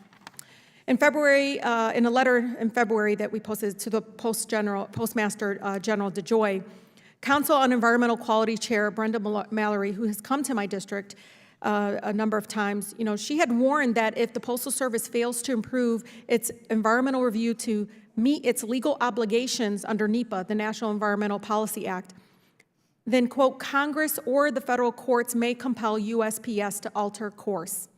Like Ms. Mallory, the EPA, and so many of my colleagues, I seriously doubt the Postal Service Environmental Impact Statement meets its obligation as an independent agency. Ms. Stevens, is it fair to say the Postal Service followed its policies under NEPA and would, quote, emphasize environmental issues and alternatives in the consideration of proposed actions, which is direct quote from USPS's own policy on NEPA implementation?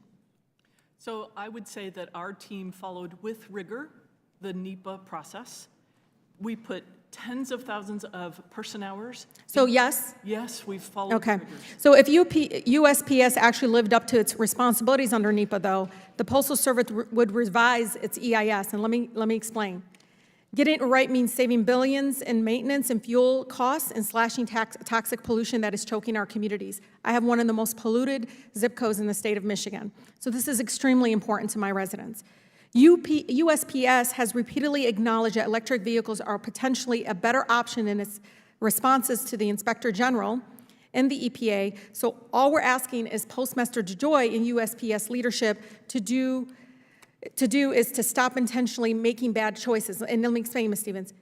Right now, what is the maximum number of electric vehicles and the minimum number of gas vehicles the Postal Service can order and meet its contractual obligations right now? 50,000, which is the size of the order that we placed. But there's room to buy more vehicles, electric vehicles, way more, correct? Correct, but those would have to be justified and funded.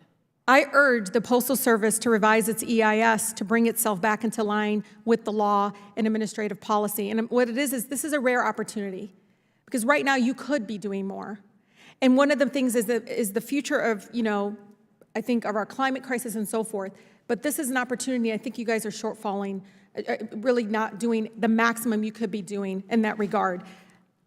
One of the things that I continue to hear from workers and folks on the ground is that we didn't do our due diligence as a federal government with the EIS. And what they're saying is that we didn't go farther, as Ms. Mallory, again, working for the Biden administration, this is a person, again, that has been on the ground talking to people, that looks like you all might end up in court to compel you to comply with the NEPA standards. Are you all aware of that? What I'm aware of is that we've put a lot of rigors into this, and we built our alternatives to allow us the flexibility to go from a minimum up to 100% battery electric vehicles. We're balancing our financial resources along with the intent to meet these environmental challenges. So it's a balance So for do you think the Council on Environmental Quality Chair Mallory is incorrect here? I do. Okay. So you're probably going to end up in court. You were aware of that? I'm aware what's covered in the media. I'm also aware of... No, this is factual. I don't really direct the media. I've been involved with the EIS processes as an attorney, and if you're segmenting, if you're cutting up, if you're doing it in a way, and your interpretation of rigor, at the end, if the result is not protecting the public, then you're going to end up in court, ma'am. Thank you so much. I yield.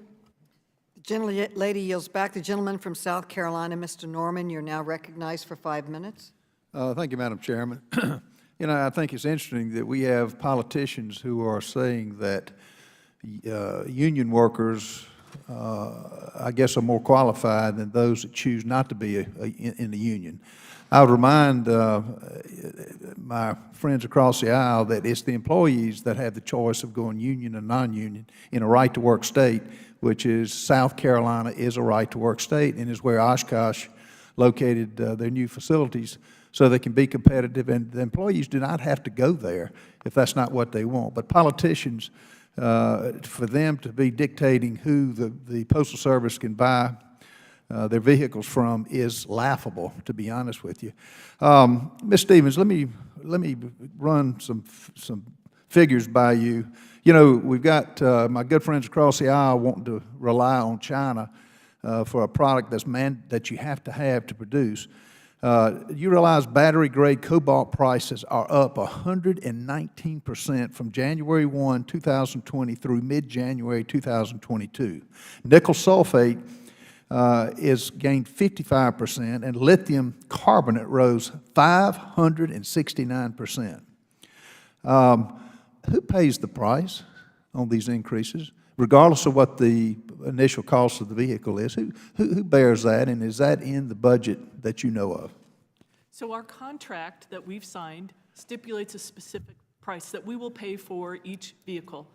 If there are conditions in the market that are well beyond the negotiated pricing, there is a procedural process through our supply management processes to reassess and renegotiate. But so, you agree that with these increases in prices, that China that has sweatshop labor, with China that is not our friend, with China that is a communist country, this could be a problem, and what's to prevent them from going up 600%? Anything? You know, the market is a challenge right now. The availability of these resources is a challenge in many ways. They're a challenge because of the policies of this administration to basically sell out to China. Now, you ask about some of the specifics of the product. What kind of, when they gave you when they gave Oshkosh the mandate to produce a product, they didn't just say, let's just go produce a product. They had specifications, didn't they? Absolutely. All right, would you walk me through the requirements that you went through, and the dollars that you put to put prices on a product that was competitively bid, and they were the lower, which I would think my Democrat comrades would like, less cost. Walk me through that process that you went through. Yeah, thank you. We initiated the process to prepare for this solicitation in 2015. We've been developing prototypes, working with industry, working with producers in this field for many, many years, and conducted an open, competitive production solicitation to arrive at our decisions. I can tell you that Oshkosh Defense compellingly won this competition. They had the highest technical scores. Our employees who drove those vehicles rated them far and away more favorably than any of the other models that were in consideration. And so their pricing was best. This was a compelling example of a clear contract winner when this contract award was made to Oshkosh. So for 7 years, you invested your time, your tithe, your talent to look at a pricing a vehicle that would be competitive. You didn't know who was going to bid on this, did you? That's correct. It was open to any and all comers. Yes, and we encouraged participation.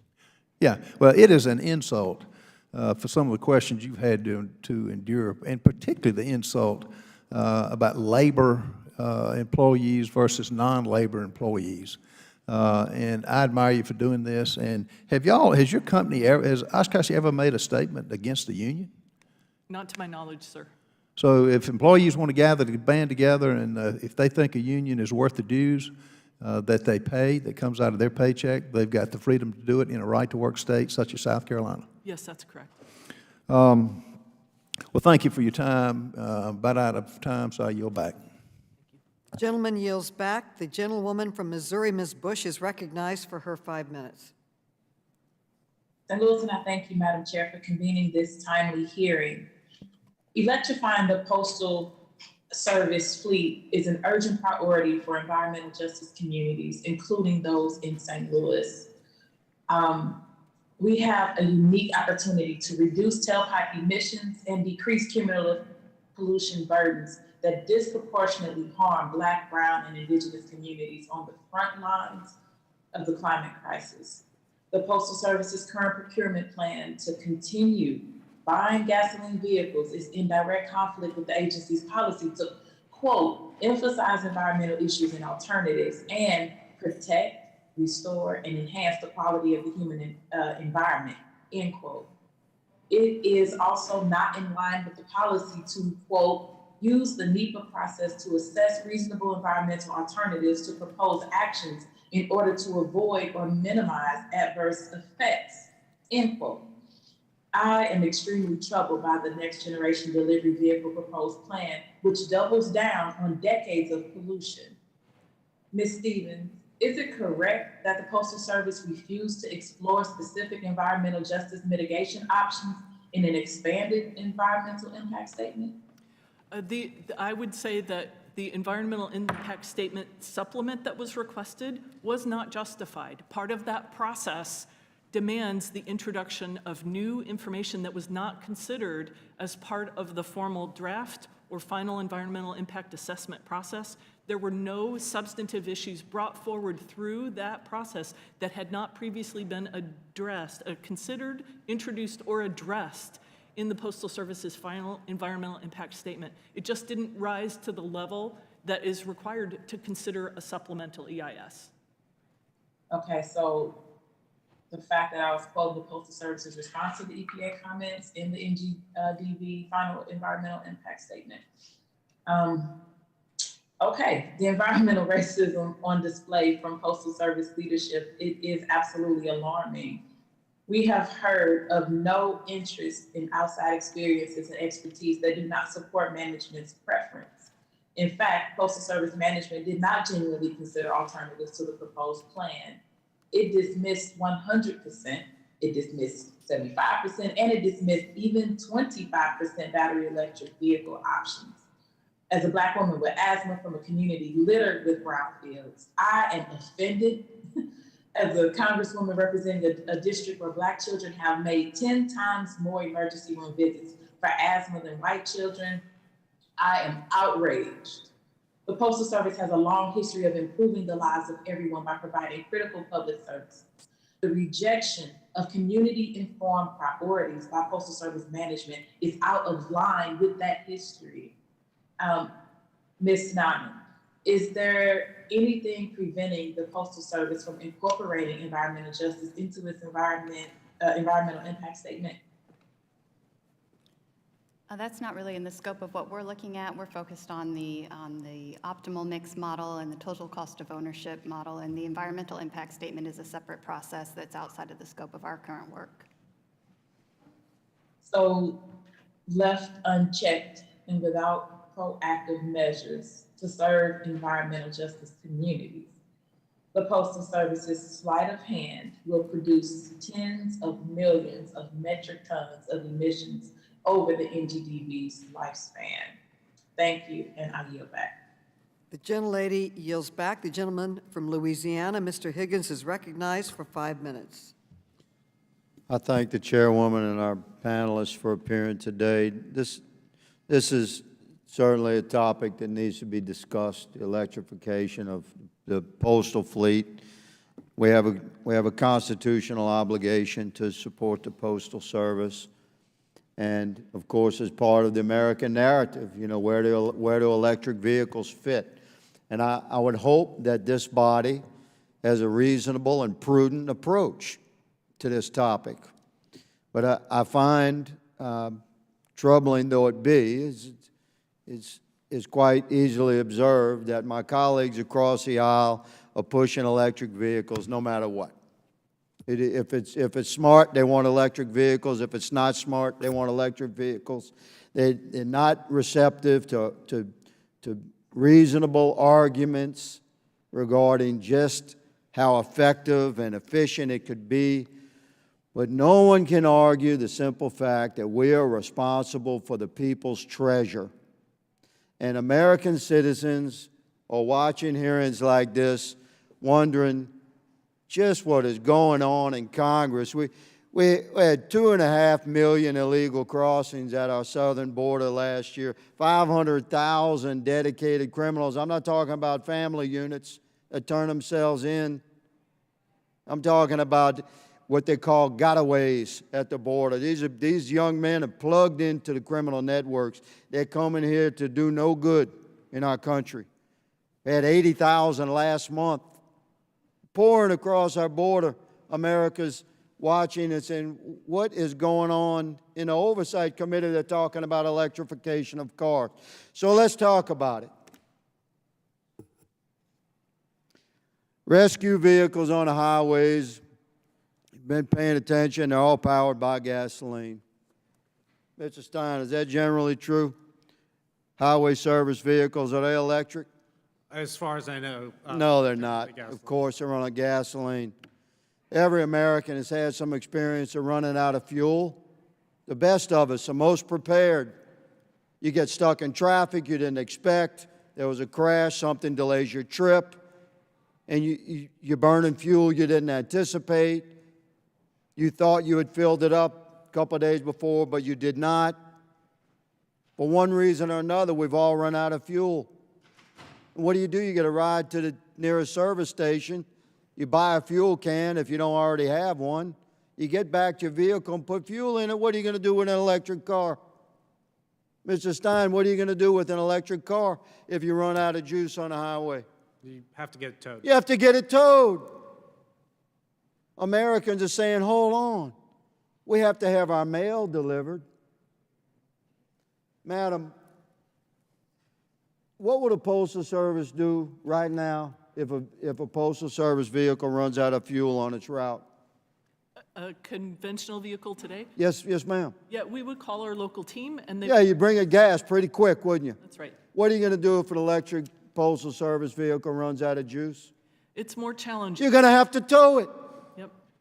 So listen, I say to my colleagues across the aisle, maybe the time has come for this discussion, but let's have it honestly.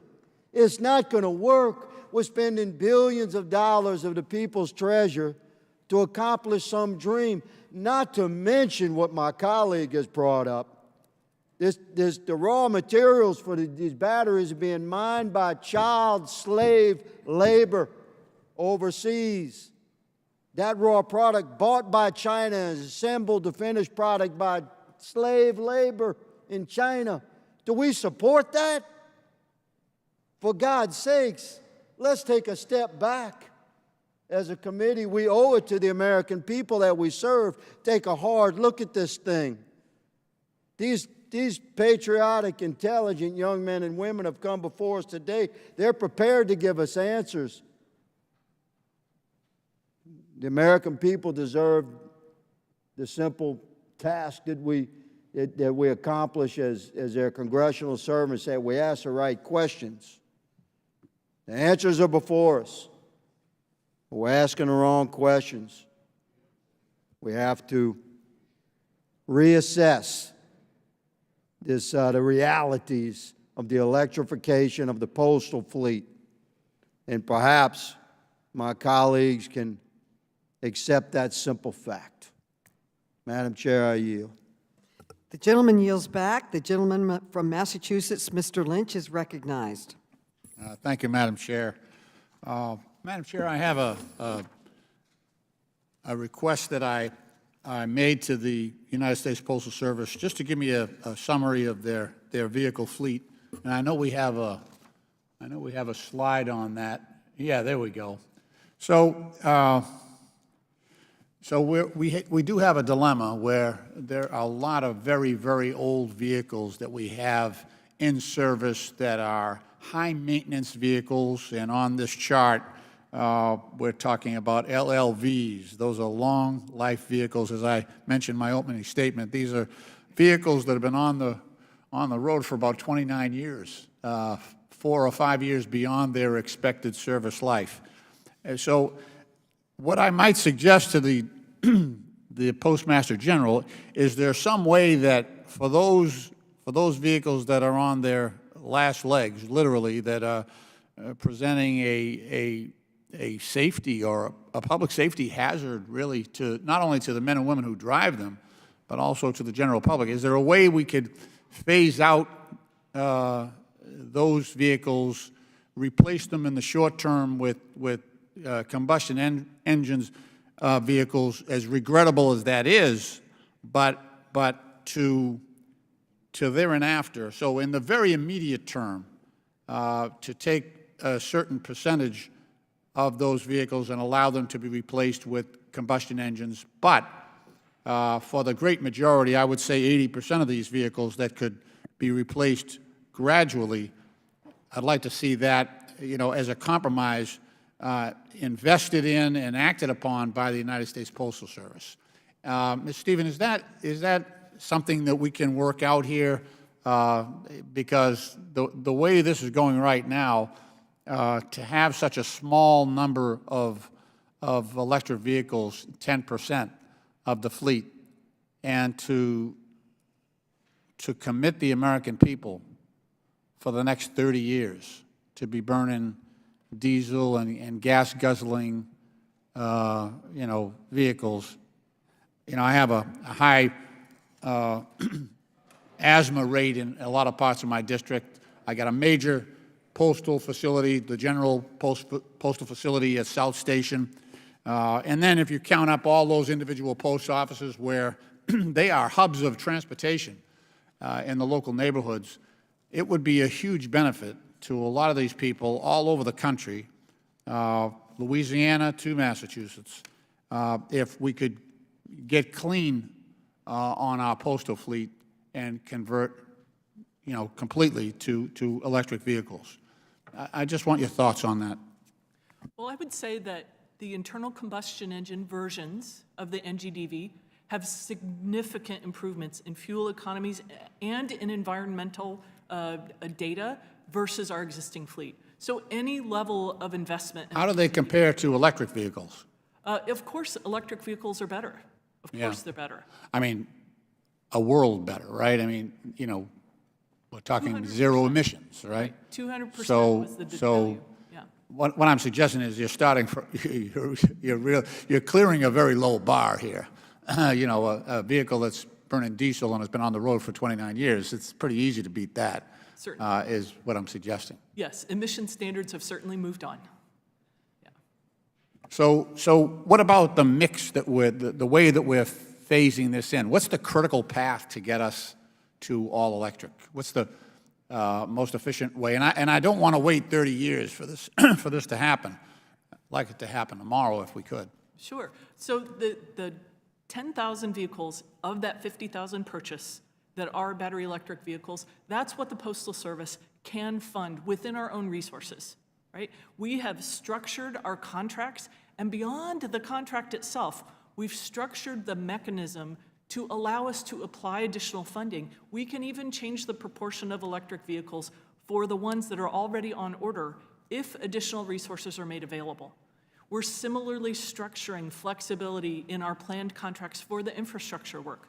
So the Postal Service stands ready to make these changes as resources are made available, either from our coffers, which we've already demonstrated, or from other external sources. So we're ready to make those shifts as resources are available. Thank you. I know I'm running out of time here, but we put $8 billion in the Build Back Better Act. I think $6 billion was for vehicles and $2 billion was for infrastructure. And we've got to move it along here. We're lagging desperately behind where we should be in making this move. Thank you, Madam Chair, for all your courtesy and for your work on this issue as well. I yield back. The gentleman yields back, and the gentlelady from New Mexico, Ms. Harrell, is recognized for 5 minutes. Thank you, Madam Chair.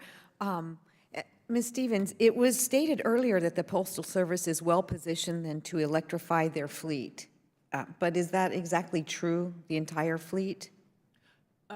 Our focus has been on the replacement of the delivery fleet, not our entire fleet.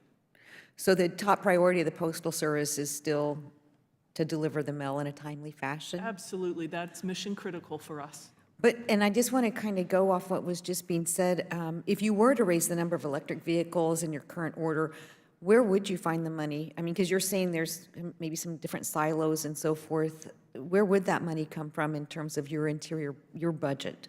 So those adjustments have already been made. That was part of what allowed us to support the decision to go from 5,000 electric vehicles to over 10,000.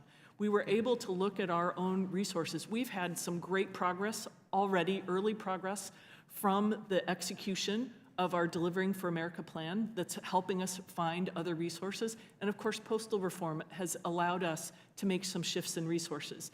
That 10,019 BEVs is the maximum that our resources allow us to support today in light of all of the other organizational priorities that are part of that strategic plan.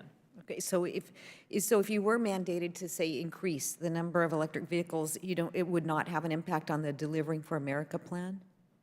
I mean, it could potentially. It certainly presents a risk, right?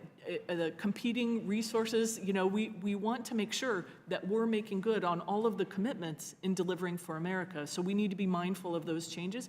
It certainly introduces a risk, but it's not something that we believe is insurmountable. We just need to coordinate those initiatives and make sure that we have the facilitated coordination between them. Right, because what I think I'm seeing is, we've got two different things happening, because this is going right at the heart of the Postal Service Reform Act that we just passed. And now we're looking at something that's actually going to compromise what we tried to help the post office do. So it makes no sense. But what I'm concerned about is, what about the rising costs in terms of future years? How are you going to subsidize yourselves to continue an increase in cost for an electric vehicle fleet? Because the demand is, in terms of energy and rare earth minerals, et cetera, is not going to go away. So how do you compensate for that? I would say that we're comfortable with the 10,019 that are in our acquisition today. Unless we have other resources, we would not advance beyond that unless we either find resources or they're made available to us We feel that the 10,019 is a manageable proposition within the scope of all of the other activities that we have underway to support the Delivering for America plan. So, and I understand it. I mean, I get the energy, I get the environment, I understand all that, but do you think it is worth child-safe labor to have these cars put into your fleet? Yes or no? No. And there you have it. And I have to agree with my colleague, Mr. Higgins. We should have a very honest, transparent conversation for the American people about what this means. We have resources here at home, but an administration that refuses to allow us to tap these natural resources, and yet we turn the blind eye on child slave labor around the world and somehow make it okay to invest in a fleet of electric vehicles for the post office or whatever else the administration wants to do. Thank you for your honest answer in that question. And with that, Madam Chair, I yield back. The gentlelady yields back. The gentlewoman from Ohio, Ms. Brown, is now recognized for questions. Thank you, Chairwoman Maloney, for holding this hearing, and thank you for all the witnesses for joining us today. First, I would like to thank Congressman Connolly for introducing the Green Postal Service Fleet Act. I'm a proud original co-sponsor of this legislation that would prevent the new purchase of gas-guzzling vehicle fleets for the Postal Service. President Biden has made a clear and stated goal of electrifying the federal fleet, and I fully support his commitment. Let's shift our attention to current events. Russia's recent unprovoked and devastating war against Ukraine underscores the urgency of eliminating our reliance on fossil fuels so that no country is forced to bear higher energy costs due to the behavior of an irrational, unpredictable, and brutal war criminal.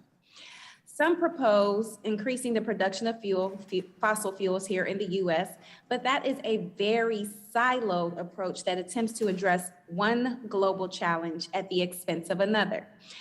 Electric vehicle offers an opportunity to address multiple challenges at once. Not only do they reduce emissions to combat climate change, but they also secure America's energy independence while providing the opportunity to create jobs and advance America's competitive edge on the global stage.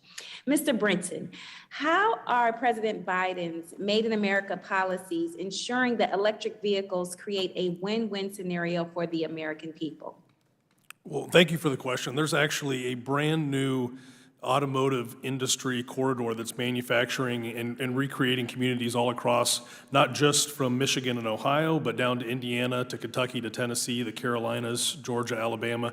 We're seeing every single week a new announcement of more jobs and more investments in this space. And it's imperative for us to lean into this because we don't need to look too far back to see what happened when we got caught from behind. If you look in 2007, Americans, because of a gas price spike like we're seeing today, started to turn to more fuel-efficient foreign imports for their vehicles. So this is an opportunity for us to meet consumer demand, create great and good-paying jobs, revitalize communities. If you look at Rivian, they took over a Mitsubishi plant.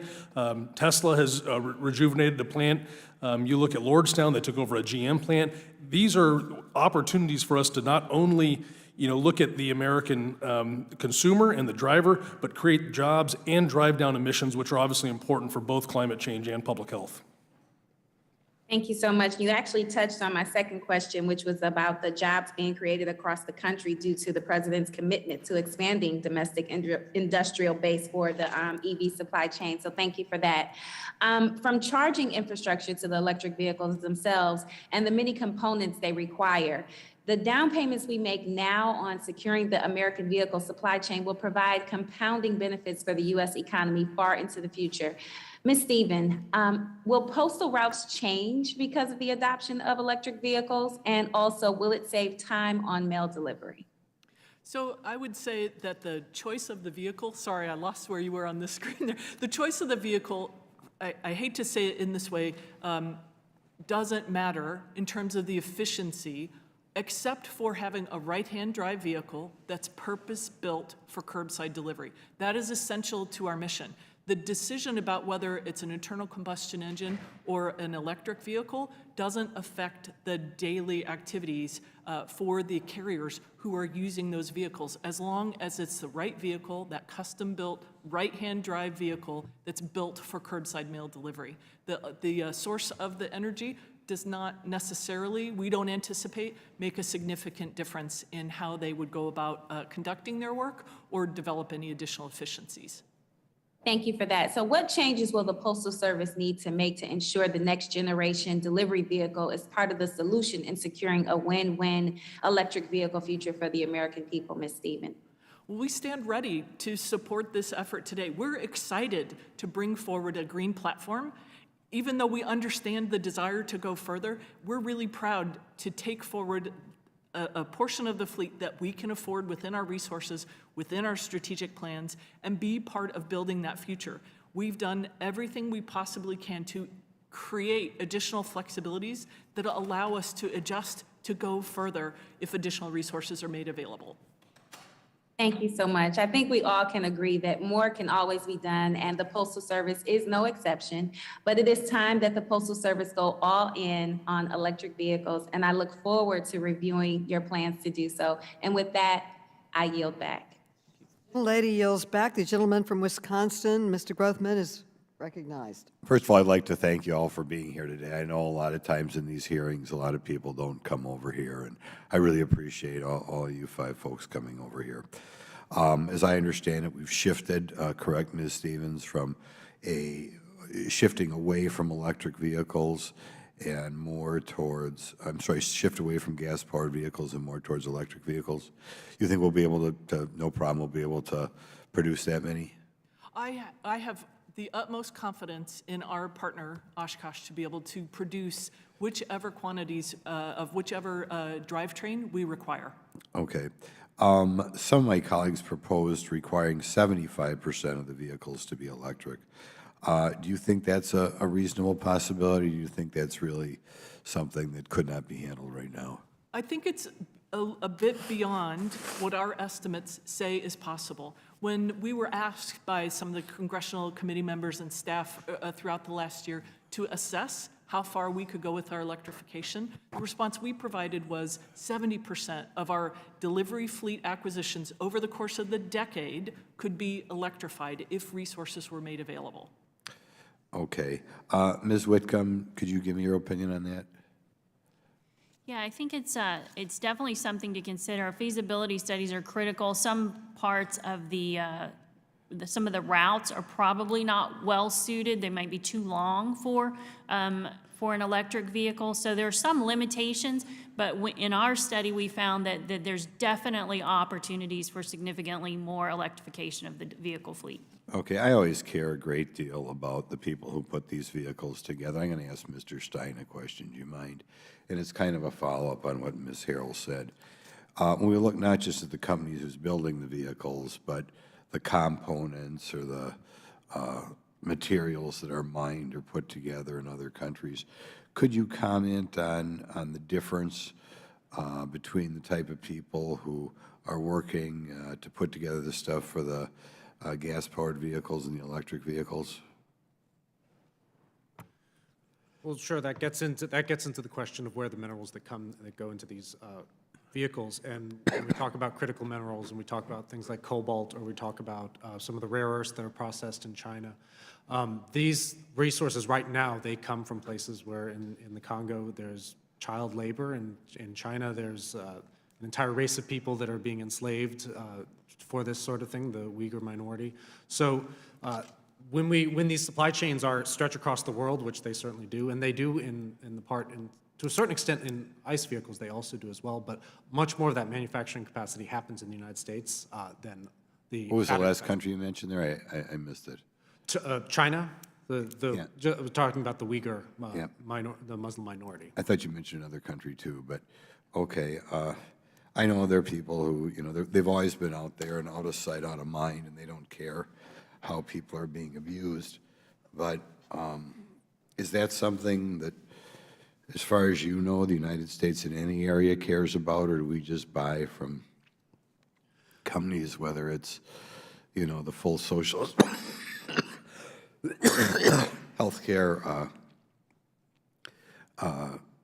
good pensions in France or Germany, or whether it's the Uyghurs and maybe very young people abroad. Is that something that you find here in America? We really don't care who's producing it, or do any companies care about that? Generally, most companies voluntarily make a big effort to ensure that they're sustainably sourced, I guess, like safely sourced. And the government also requires some of those things too. There's occasional laws that, like the Uyghur minority, there's been laws passed about using Uyghur slave labor. And of course, that's a direct contrast to the way China operates, is they truly do not care. They don't care who dies to get the product as long as it gets to China. And this is a big problem with buying many of our components that are processed in China. It is very hard to trace the supply chain back to where it actually comes from, to know whether there is slave labor used, to know what the conditions are at mines in the Congo that are in the middle of war zones. So you can't send health inspectors in to see what's going on. For those of us who care about workers in other countries as well as just this country, then, do you feel gas-powered vehicles would, probably the labor that's building them or putting together the components would be a little more what we'd expect in America? Probably yes, just because so much more of that manufacturing and assembly happens in the United States. So we actually can supervise it. Certainly, some of the resources that go into even ICE cars do come from perhaps unsafe areas and areas where workers are abused. But yeah. Okay. Thank you, Ms. Chair. The gentleman yields back. The gentlelady from Florida, Ms. Wasserman Schultz, is recognized for 5 minutes. Thank you, Madam Chair. Madam Chair, the Postal Service has a once-in-a-generation chance to replace its aging Grumman mail trucks, which last came off the assembly line in 1994. But instead of looking to the future, the Postal Service plans for 90% of its new fleet to be gas guzzlers. These trucks, as we have talked about this morning, get only 14 miles per gallon and less than 9 miles per gallon when the AC runs. And this stands in sharp contrast to the private sector, where major shipping companies are making great efforts to reduce their carbon footprint. For instance, FedEx and Amazon pledged to have their whole operations be carbon neutral by 2040, and electric fleets are a big part of that. UPS also made robust investments in sustainable vehicles to become carbon neutral by 2050. Mr. Britton, can you briefly give your experience working with the private sector and give us a sense of whether FedEx and Amazon can meet these bold pledges? Well, actually, just last week, I was at the Rivian plant and saw the Amazon vehicles firsthand. They've ordered 100,000 of them. They're in production. And I think that Amazon is going to be quite happy with the fuel savings. We actually created a report and analysis of how much it costs to propel your vehicle with gasoline versus electricity, and we did a comparison in 16 different states. You could compare AAA gas price data to Energy Information Administration electricity data, and we found that it's 500 to 600 times more costly to power your vehicle with gasoline. And so I think both Amazon and FedEx will be quite happy with their 100% electrification plans. Yeah, I bet they would. Ms. Stephen, as your direct competitors electrify their fleets, and we have cities and counties all over America that are electrifying their buses, it blows my mind that the U.S. Postal Service is taking such, infinitesimal steps towards electrification. As your direct competitors electrify their fleets, how can you justify transitioning just 10% of USPS's fleet to electric vehicles? So first, I'd like to clarify that the 10,019 vehicles out of our 50,000 purchase, it's higher than the 10% statistic. But the most important point, why there is a difference, our use case is different. It's completely different. The Postal Service drive cycle, as we refer to it, includes hundreds of starts and stops throughout the day.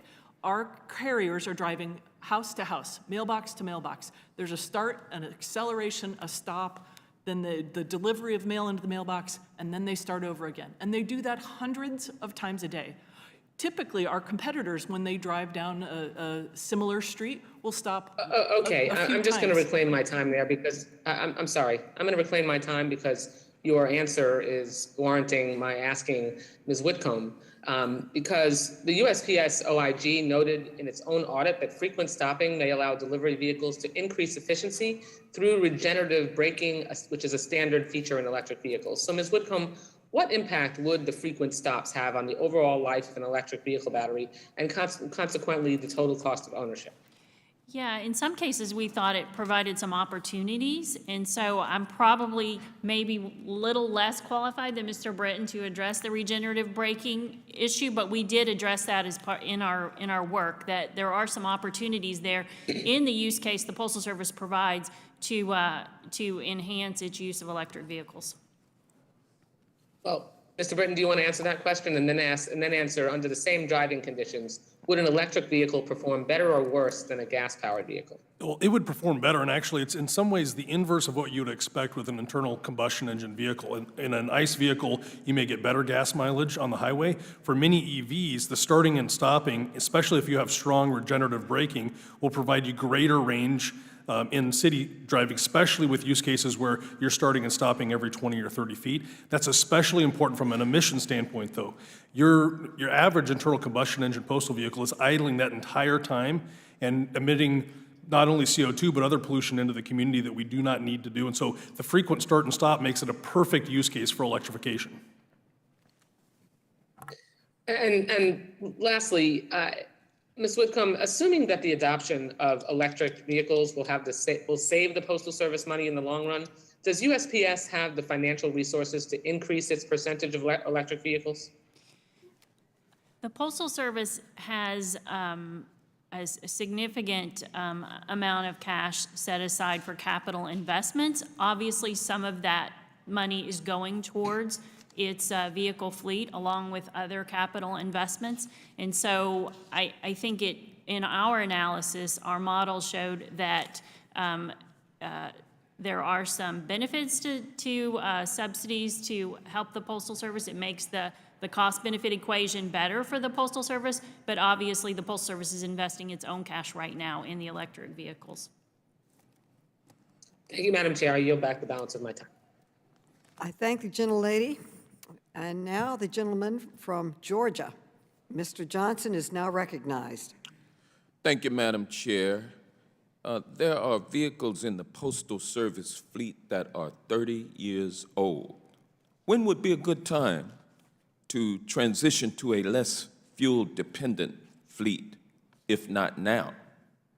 Electric vehicles will release less emissions, reduce our reliance on fossil fuels, and help lead our country in the right direction in combating the climate crisis. And electric vehicles will also save taxpayers $100 million in costs for gasoline. Ms. Stephen, based on an average price for gasoline as of January 2021, it would cost $500 million to fuel the Postal Service's internal combustion engine fleet to cover 1.5 billion vehicle miles traveled annually at $3 a gallon, which was the average price in January 2021. Isn't that correct? I will assume that your data is correct. And using the June 2021 average price for electricity, an electric fleet could cover the same number of miles for hundreds of million dollars less. Isn't that correct? I don't know that it's correct. Part of what the difference is how far you drive. And Well, just based on current figures, sure. Wouldn't the taxpayer save hundreds of millions of dollars per year in gasoline cost if we were to move to an electric vehicle fleet? The Postal Service funds those fuel costs, not the taxpayers, and so there would be potential savings. Okay, you're right. Right, but the people who purchase stamps who pay for the Postal Service, correct. Yes, sir. They would suffer a cost. Well, let's just say the Postal Service can do business with an electric fleet operating without having to purchase hundreds of $millions in gasoline per year. That would save the customers of the post office, correct? Agreed. And the investment in an electric vehicle fleet would not only insulate the Postal Service from high and variable gasoline prices, but it would also diminish the cost of potential increased miles traveled that were not budgeted. Isn't that correct? I would agree with your point. And in 2016, the Postal Service fleet traveled 203 million more miles than originally estimated, correct? I believe that's correct. And that required a purchase of 30 million more gallons of gasoline than initially projected, correct? I believe so. And thank you. Ms. Namain, rural communities are sometimes overlooked, and I'm worried that they may not be able to benefit from the technological advances of electric vehicles. Have you looked at the infrastructural demands for rural and low-income communities and options for meeting that demand?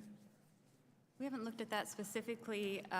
We do note that installation of charging infrastructure is a significant factor that needs to be considered and can be a challenge in determining the placement of the correct deployment of the vehicles and providing the service that's expected. Thank you. Ms. Whitcomb, according to the U.S. Postal Service OIG report, a report published in 2021 showed that 6 electric vehicles acquired in 2017 had reduced fuel consumption by 5,888 gallons and saved approximately $10,000 in fuel cost. Just 6 vehicles. Imagine if the entire fleet were to be replaced. What would cost savings and fuel consumption look like if every postal vehicle were electric?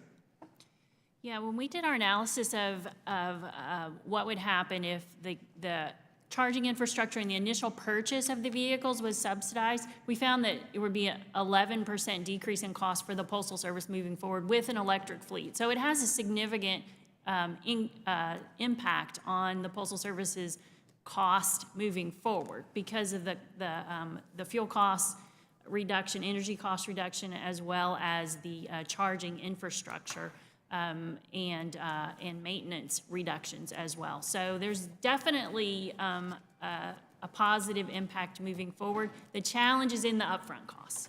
Thank you. My time has expired, and I yield back. The gentleman yields back. The gentleman from Texas, Mr. Cloud, is now recognized. Thank you, Chair. Ms. Wickham, has your office studied the impact of the 75% electric vehicle mandate on the Postal Service's ability to implement the Delivering for America plan? We have not studied a 75% requirement at all as a part of our work. Do you have plans to study that? We have not been asked to do that. We've been asked to do some additional work to look at the Postal Service's compliance with NEPA and its environmental impact statement, and that's what we're doing moving forward. But if that 75% request comes our way, we'll definitely take a look at it. There was a post from the USPS Office of Inspector General's LinkedIn account promoting your testimony today. On this hearing, it said how the agency can acquire more electric vehicles. Are you here to promote electric vehicle purchases, or are you here as a nonpartisan witness? I'm here as a nonpartisan witness. Okay. I have a question for Mr. Stein. What we've seen in the past right now is car prices are going up dramatically. Used car prices are, I think, 40% higher. New cars, electric car prices are also going up. We have supply chain issues going on right now. The Biden administration's solution to high gas prices has been to tell everybody to buy an electric car, which for most people, that's out of their price range. Can you speak to the role that our supply chains play in obtaining necessary resources such as lithium, cobalt for battery-operated electric vehicles? Right. So all these minerals we've been talking about are they go into the electric vehicle batteries, and they are the largest component of the cost of an electric vehicle. So as these prices skyrocket, and they have partly due to the war, but they also were rising even before on supply chain issues. So that directly translates into higher costs for electric vehicles. I think Tesla has raised their prices twice just this year because of these supply chain issues. Okay. And has the Office of Inspector General, have you looked at kind of a more comprehensive approach of what this would mean as far as markets in general?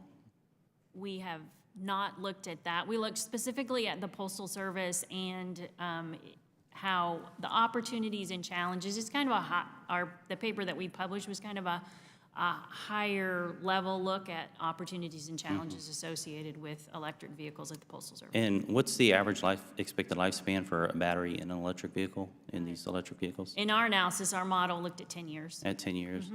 And these need to last 20 years? Is that what we're saying? Yeah, our analysis had a 20-year lifespan. So one replacement of the battery. Okay. And Mr. Stein, when it comes to batteries and when it comes to, I mean, there's a debate now on what should the right mix be between electric vehicles, whether it should be 20%, 75%. A lot of that's going to depend on the region, the routes. I live in, rural Texas, so the routes are a lot larger. The infrastructure is different, those kind of things. Also, there's can you speak to battery performance when it comes to regionally, when it comes to climate, when it comes to extreme hot and cold temperatures, seasonal, those kind of things? Right, that's an important operational variable, and that's actually discussed in both the record of decision and the IG's report. And part of the problem is that that's very uncertain. We do know that in very hot and very cold temperatures, battery performance does degrade over time. But part of the problem is, as already been discussed, the post office has a very unique way of operating that an Amazon or a UPS, they don't do the same thing. So it's hard to even take from their lesson of how their batteries have worked. But even I think it was in the OIG report, they even found that a lot of the proposed ranges, the expected ranges, actually didn't come through. I think it was the German Deutsche Post had shorter ranges than they expected. Amazon had some shorter ranges, and that's because the actual operational use was different from the theoretical range. So I think that's part of what my point has been, being very cautious about introducing electric vehicles until we know how they actually perform in the use by the post office. So you would advocate for a more gradual implementation? Is that what I'm getting at? I think 20% is a little higher than I might go, but certainly no more than that. Okay, thank you. I yield back. The gentleman yields back. We will be voting on the motion to subpoena in 5 minutes. So I now recognize the gentlelady from Illinois, Ms. Kelly, for her questions. And we will be voting in 5 minutes.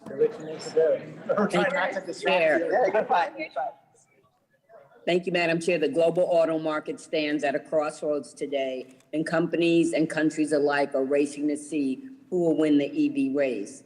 Mr. Britton, last year you said, and I quote, "The choices we face are stark.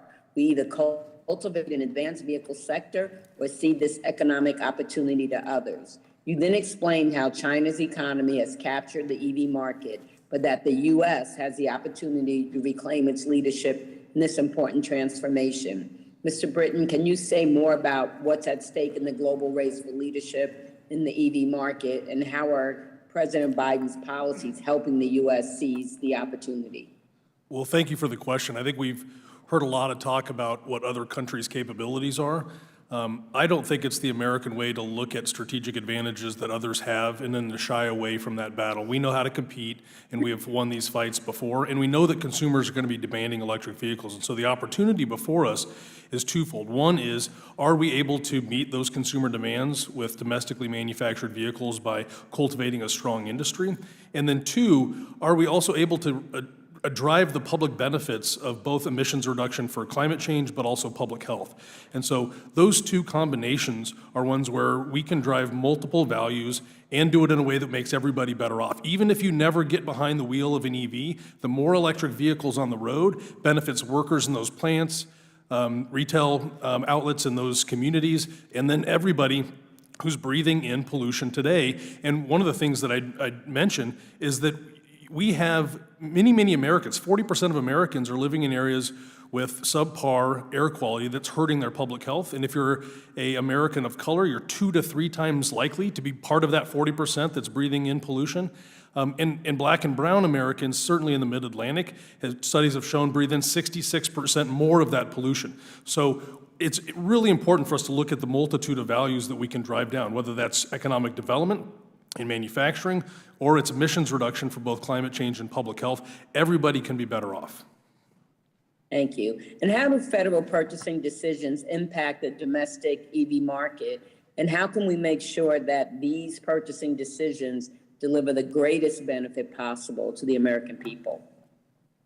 Well, I think the most important thing that we can do is send a signal that this is an area that the government, and the federal government in particular, is moving in. And the Biden administration has already offered an executive order that should be a clear signal to the Postal Service that this is a direction that they ought to be going.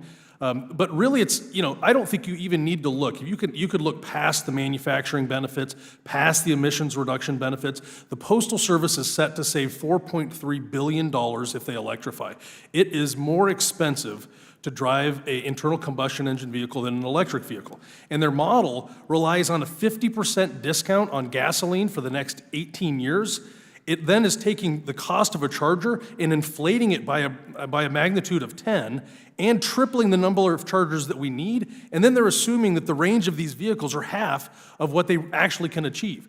And so if we had a model that reflected reality and was based in fact, it would be an easy answer and a no-brainer that is reflected in what their competitors are doing today. FedEx, Amazon, UPS, everybody is moving in this direction, not from an ESG sensibility, but because it's good for business and it's good for their bottom line. Thank you. Ms. Stevens, does the Postal Service take these broader policy goals into consideration when deciding whether to purchase gas or electric versions of its next generation delivery vehicle?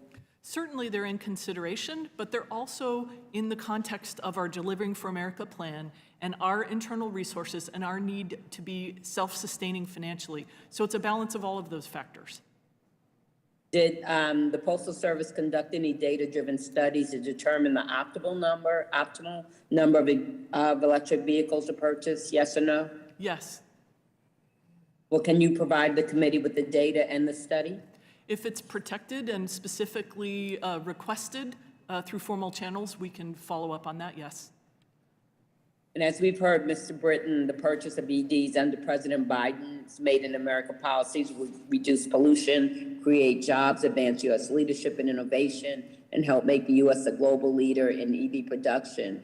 Ms. Nanmain, would you say that purchase of such EVs would be in the national interest of the United States? Well, the purchasing power of the federal government is certainly can be a driver in the private markets. I'm out of time. Thank you. I yield back. The gentlelady yields back. We will now consider the subpoena motion, and I now recognize Mr. Johnson. I move to table.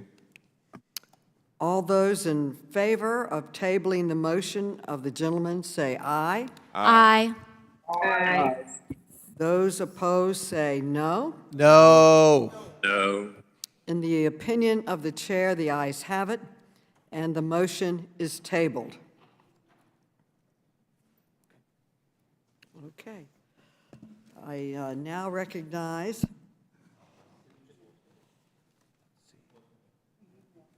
Mr. Conley.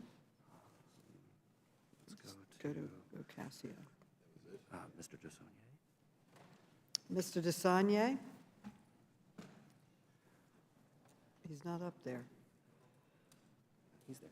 Mr. DeSagne, you're now recognized. Thank you, Madam Chair. Thank you for having this hearing. Wanted to ask all of the panelists, and thank you for being here today. Was able to get a bill with $7 billion into the transportation infrastructure bill for battery charging stations and fuel cell stations.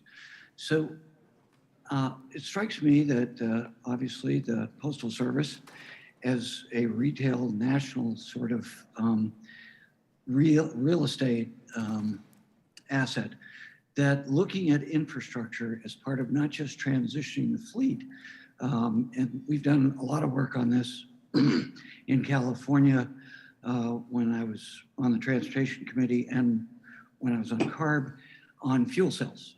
Having a former Republican governor talked about the hydrogen highway.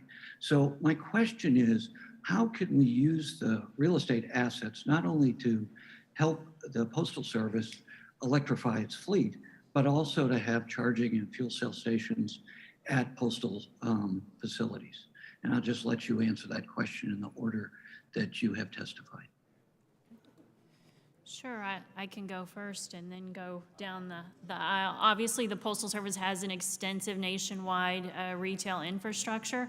There are opportunities there, but there are also challenges with doing that. And I can move to Ms. Stevens. She can probably explain better some of the challenges associated with that, but there is an extensive infrastructure there that the Postal Service maintains. Thank you. I'll go ahead and jump in as well. So we have more than 17,000 facilities where we're planning to, if we fully electrified our delivery fleet, where we would need some kind of charging infrastructure.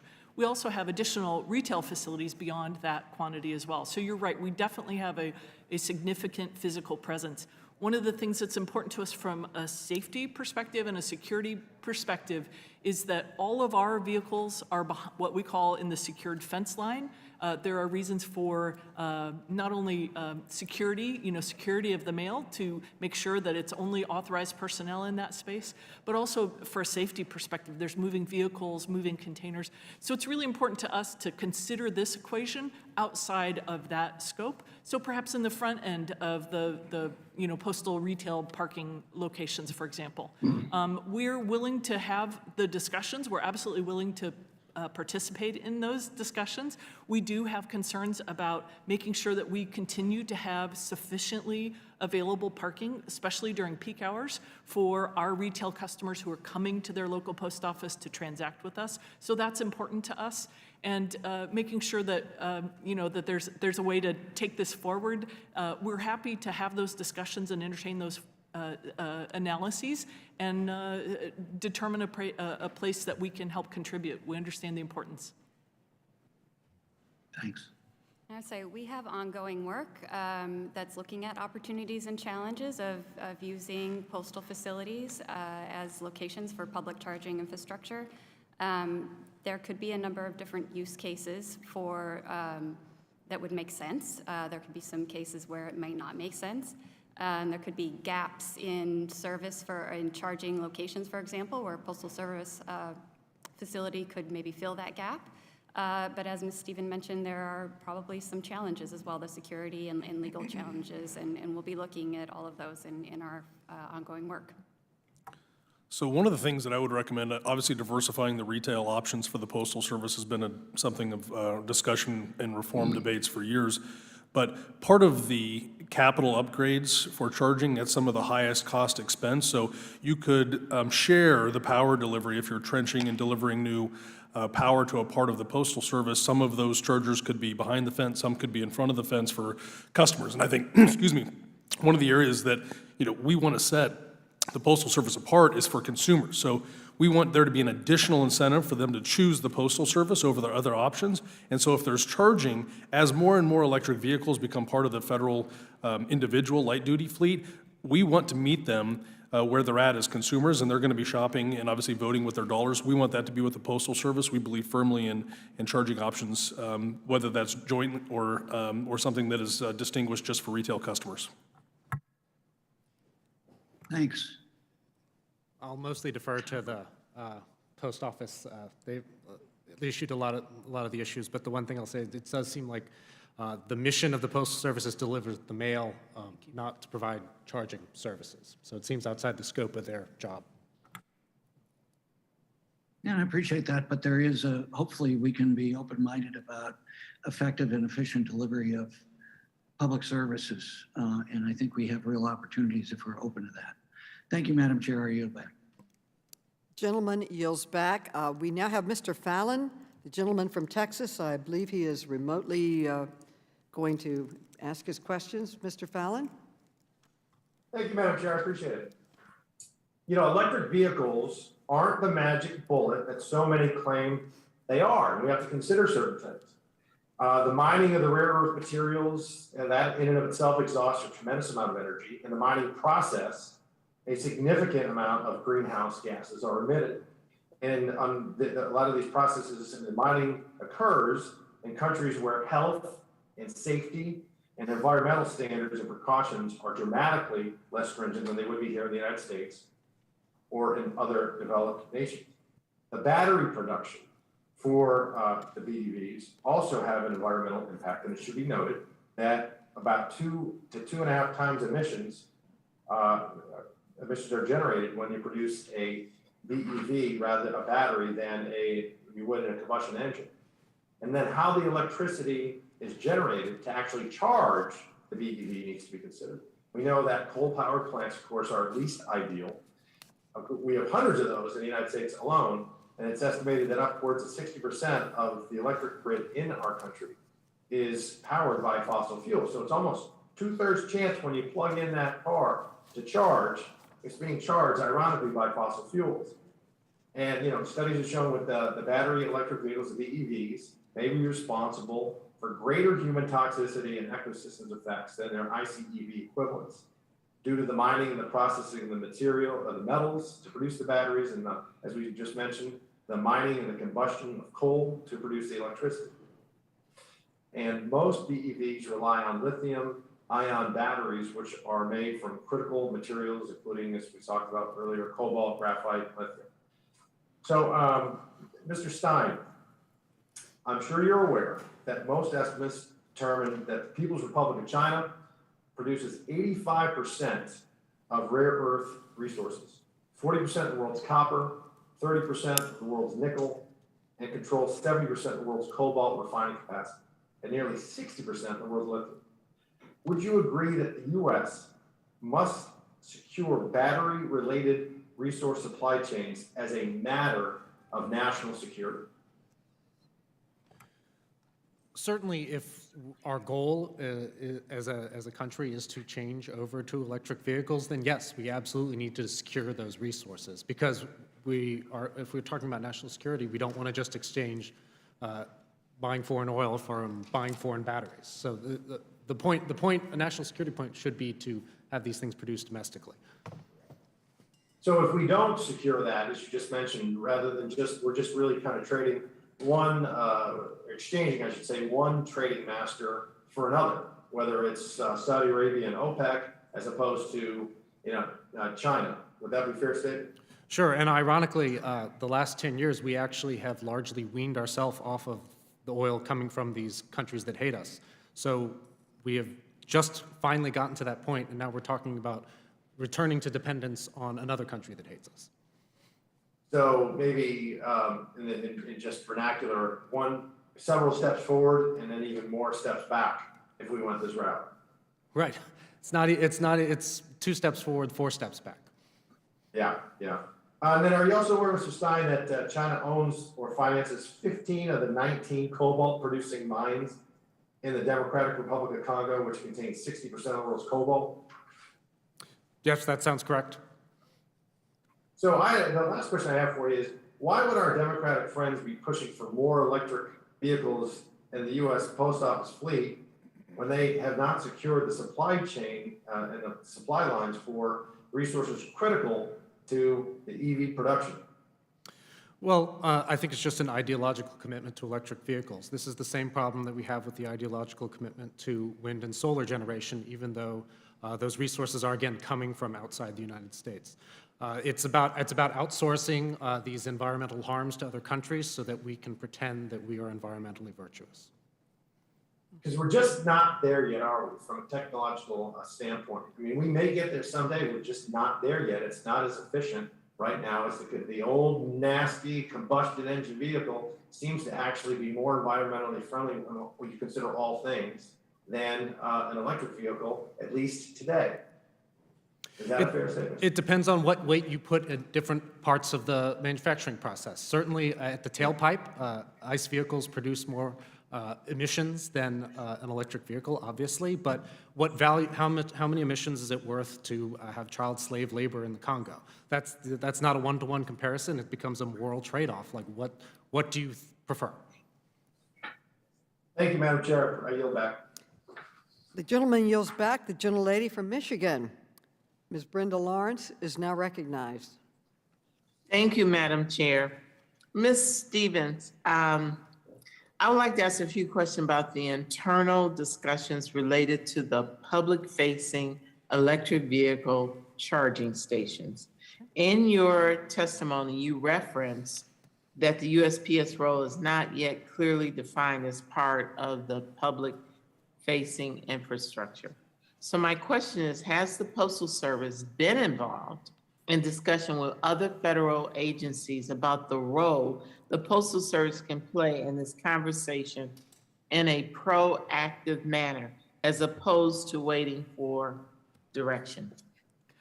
The short answer to that is no. We've certainly had discussions with various congressional staff members exploring the idea. We've not engaged other agencies to pursue that.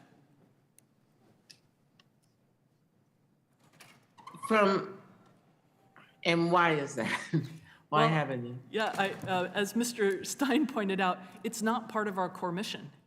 Our core mission is delivering mail and making sure that we have the infrastructure to support our operational needs for the electric vehicles that we take forward through this process. So we consider it beyond that remit. Well, I just want to push back on that, because your core mission isn't about dog bites, but the reality of what has happened, and even safety of our carriers on the road. I mean, life dictates what your priorities are, and I would hope the Postal Service understands the need for a priority when it comes to being a part of the solution for our carbon footprint. From an implementation standpoint, what are some of the logistical challenges the Postal Service face? How could we, as Congress, help you address some of these concerns? Do you need us to give you direction to make this one of your priorities? And I would like to hear your comment on that. Okay, yeah, certainly. I think in terms of constraints, one of the top constraints would be that we're not even sure that within statute that we have the right to establish this kind of a service. This would not fall into postal products and supplies. It does not fall neatly into the definitions of the types of products and services that we offer. So there is some opportunity to assess what needs to be done legally to enable that. We would not find it within the statute that controls that today. From an implementation perspective, some of the challenges are just understanding what the administration and Congress is seeking to achieve. If the goal is to set up, to reduce range anxiety, for example, that might lead to a different set of conclusions than just having a charging station at every nearby postal facility. So I think— So Ms. Stevens, I have to ask this question. We passed the Postal Service Reform Act, yes, providing the agency additional areas of revenue while providing service to the public. We know that we've had conversation about banking, about permits and other things, yes, that are not within the core function of the Postal Service, but is a revenue stream. And so have you had internal conversations about using these public-facing stations as additional funding system?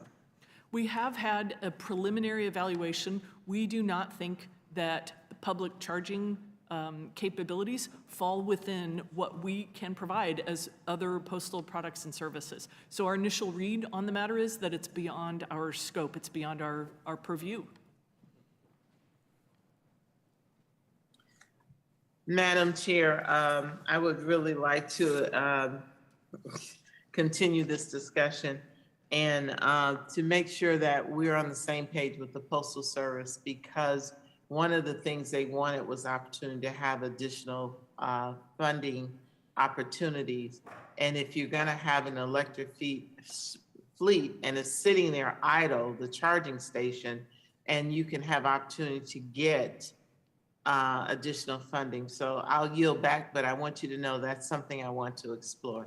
Thank you. I thank the lady for her questions. You raised really good points, and it was certainly my understanding along the line of your understanding that, of course, this would be covered in the additional services that they could provide. But let us keep on with the hearing. Mr. Conley, you are now recognized. I thank the chair, and sorry, I got multiple hearings, and I got a bill on the floor, so I'm running around. So please forgive me for not being able to be here the whole time. Ms. Whitcomb, you're the Inspector General of the Postal Service, is that correct? Yes.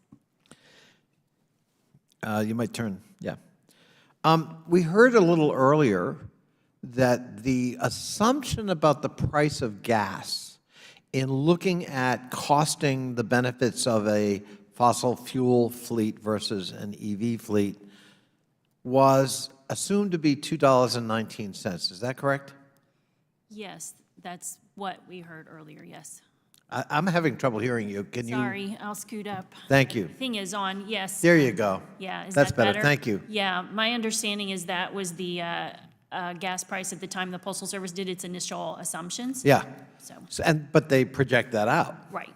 So what is the current cost of gasoline on average in the United States, do you know? So it's between $4 and $5, I believe. So almost twice what they're assuming already. And of course, we can't see the future. Maybe it will come down to $2.19. Maybe it will go up. In California, for example, there's also variability in the states. In California, I believe the average cost of a gallon of gasoline right now is hovering around $6. That your understanding? Yes. So when the Postal Service says, well, in looking at the cost benefit, over 20 years, the operating costs for a gas fleet will be $9.3 billion, and the operating costs for an electric fleet will be $11.6 billion.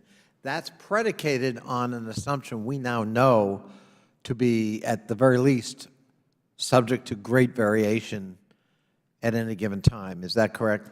Yeah, if the $2.19 is what that's relying upon, I would agree with you there. And these assumptions change, and that's why modeling is so important, so that you can put in different assumptions and adjust. Yes, that's right.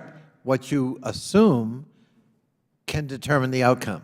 Right. And I'm very worried about the assumptions that went in or didn't go in to the environmental report that the Postal Service came up with, gasoline being one of them. Let's talk about maintenance. What were the assumptions about the contrast of the cost of maintenance of a gasoline, diesel fleet versus an EV fleet? Do you know? I don't know specifically. I do know that from what we've heard from other witnesses that the maintenance costs were assumed to be higher for an electric vehicle fleet in the Postal Service's model. We did not analyze that in our work. Our model projected those maintenance costs to be lower. Lower, Right. exactly. Right. So and I'm going to give you an opportunity, Ms. Stevens, but that is of concern to me too. What were the assumptions about maintenance? Anyone who owns an electric vehicle will tell you that the maintenance costs for an EV are lower than what they paid or would pay for a gasoline or diesel-fueled vehicle.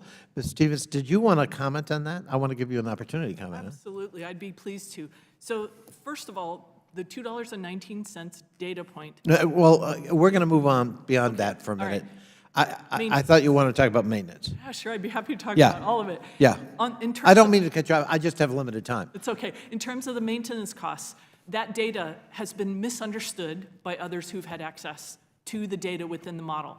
The maintenance ratio of an ICE vehicle versus a BEV vehicle for us in our analysis shows that it's 8% lower. So that's a data point that's been misunderstood in the way that it's been represented. It is lower. A BEV takes less maintenance. It has less moving systems, so it's lower. It's just not been understood correctly in the data. It's also important to note that our costs reflect we're moving from 30-year-old vehicles with hardly any systems up to a new standard. So there is additional maintenance. Believe me, I know. I've been working on this issue for 14 years. Yes. And I've been championing trying to replace the vehicle fleet. I will say to you, historically, in 2009, Ruth Goldberg, who was then the head of the Postal Regulatory Commission, came to see me saying, what if we earmark some of the stimulus money, $3 billion at that time, to replace the fleet? And the then Postmaster General used the same language Mr. Comer used. We don't want to be guinea pigs. And he rejected a $3 billion earmark to replace the entire fleet with a hybrid fleet. And here we are 12 years later making the same arguments and having the same discussion. And I worry, we obviously can't afford another 30 years of a obsolete fossil-fueled vehicular fleet. And that is my concern about the decision that's been made. In about 15 years, those vehicles will be obsolete. I have run out of time. Madam Chair, I yield back. Thank you very, very much for your questions and your hard work in this area.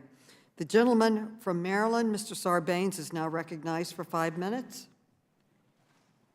Thank you, Madam Chair. Thanks for the hearing. Just to piggyback, no pun intended, on what was just said by Representative Connolly. The Post Office has the opportunity not to be a guinea pig here, but to be a trailblazer.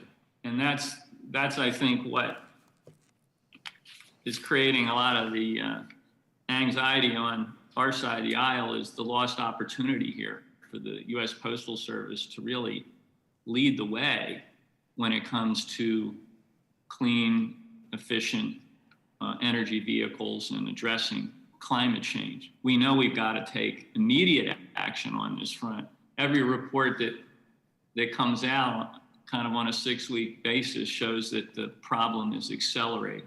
So the federal government should be a leader in reducing emissions and transitioning to greener technologies. Quick advertisement here. That's why I was proud last year to introduce the Federal Building Clean Jobs Act, which is another example of where the federal government and associated agencies can be trailblazers. That would require federal agencies to meet bolder energy and emission goals for their physical spaces by 2030. But this hearing today about the Postal Service's investment is obviously critical, and I want to compare the decision that Postal Service has made in this space to the aspirations that the President, and I would say our country, is laying out at this moment. In his first week of office, President Biden recommitted us to the goals of reducing our emissions by 50 to 52% by 2030. So, Ms. Stevens, the Postal Service, as we've discussed at length here today, recently purchased 50,000 vehicles, only 10,000 of which will be electric. Do you believe that the Postal Service's current procurement plan of relying on gas-powered delivery vehicles for the next 20 years lives up to the national commitment that President Biden has articulated there? It is the best that the Postal Service can elicit, given the resources that we have available today. We'd love to do more. We simply don't have the resources. We need to make good on our Delivering for America plan and the execution of all of those other capital and strategies as well. We're balancing both and trying to do the best that we can within our given resources to meet the intent of those initiatives. President Biden also issued an executive order calling for, quote, clean and zero emission vehicles for government fleets, including vehicles of the United States Postal Service. Ms. Stevens, again, are the internal combustion engine delivery vehicles that make up 80% of the recent order that was placed by the Postal Service, quote, clean and zero emission? I think I know the answer, but go ahead. So my understanding of both of those executive orders, in the OMB's implementation memorandum, they strongly encouraged the Postal Service to meet the goals, and we are doing everything that we can to meet those goals. There was not a mandate for us in that. It was strongly encouraged, and we're responding in the best way we can within our resources. Last August, alongside auto executives, UAW leadership, President Biden issued another executive order calling for half of the new cars and trucks sold by 2030 to be electric. On Friday, the Transportation Department issued new fuel economy standards requiring efficiency gains of 8% in both 2024 and 2025, followed by a 10% increase in 2026, and further requiring that passenger cars and light trucks achieve about 49 miles per gallon. Ms. Stevens, yes or no, will the Postal Service commit to ensuring that all next generation delivery vehicles it purchases by 2026 get at least 49 miles per gallon? I don't think I have the information today to make that commitment. Well, it's a difficult one to make given the decision tree that we are discussing here today. And look, I understand the Postal Service is independent and, you know, is not directly under the authority of the President and the administration the way some other agencies are. But responding to the climate crisis requires an all-of-government and all-of-society approach. And I just think that, I mean, I understand the constraints you're talking about, but I think there was a way, and we're going to continue to pursue whether there's a way for the U.S. Postal Service to stretch and reach for more ambitious goals when it comes to these clean energy and energy efficient vehicles. So we're going to continue to press on you. Thank you very much for your testimony today. Madam Chair, I yield back. Thank you for your questions today. And we now go to the gentleman from Illinois. Mr. Davis, you are now recognized.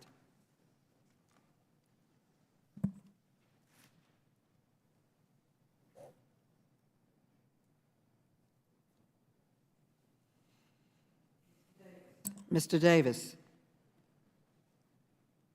We can't hear you. Your mic is not on.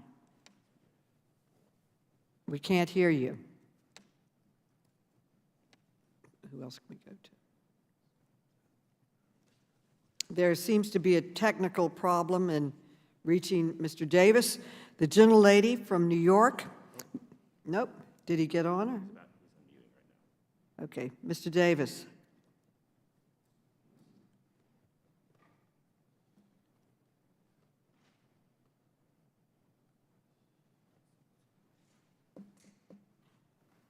Well, can we go to... Thank you, Madam Chairman.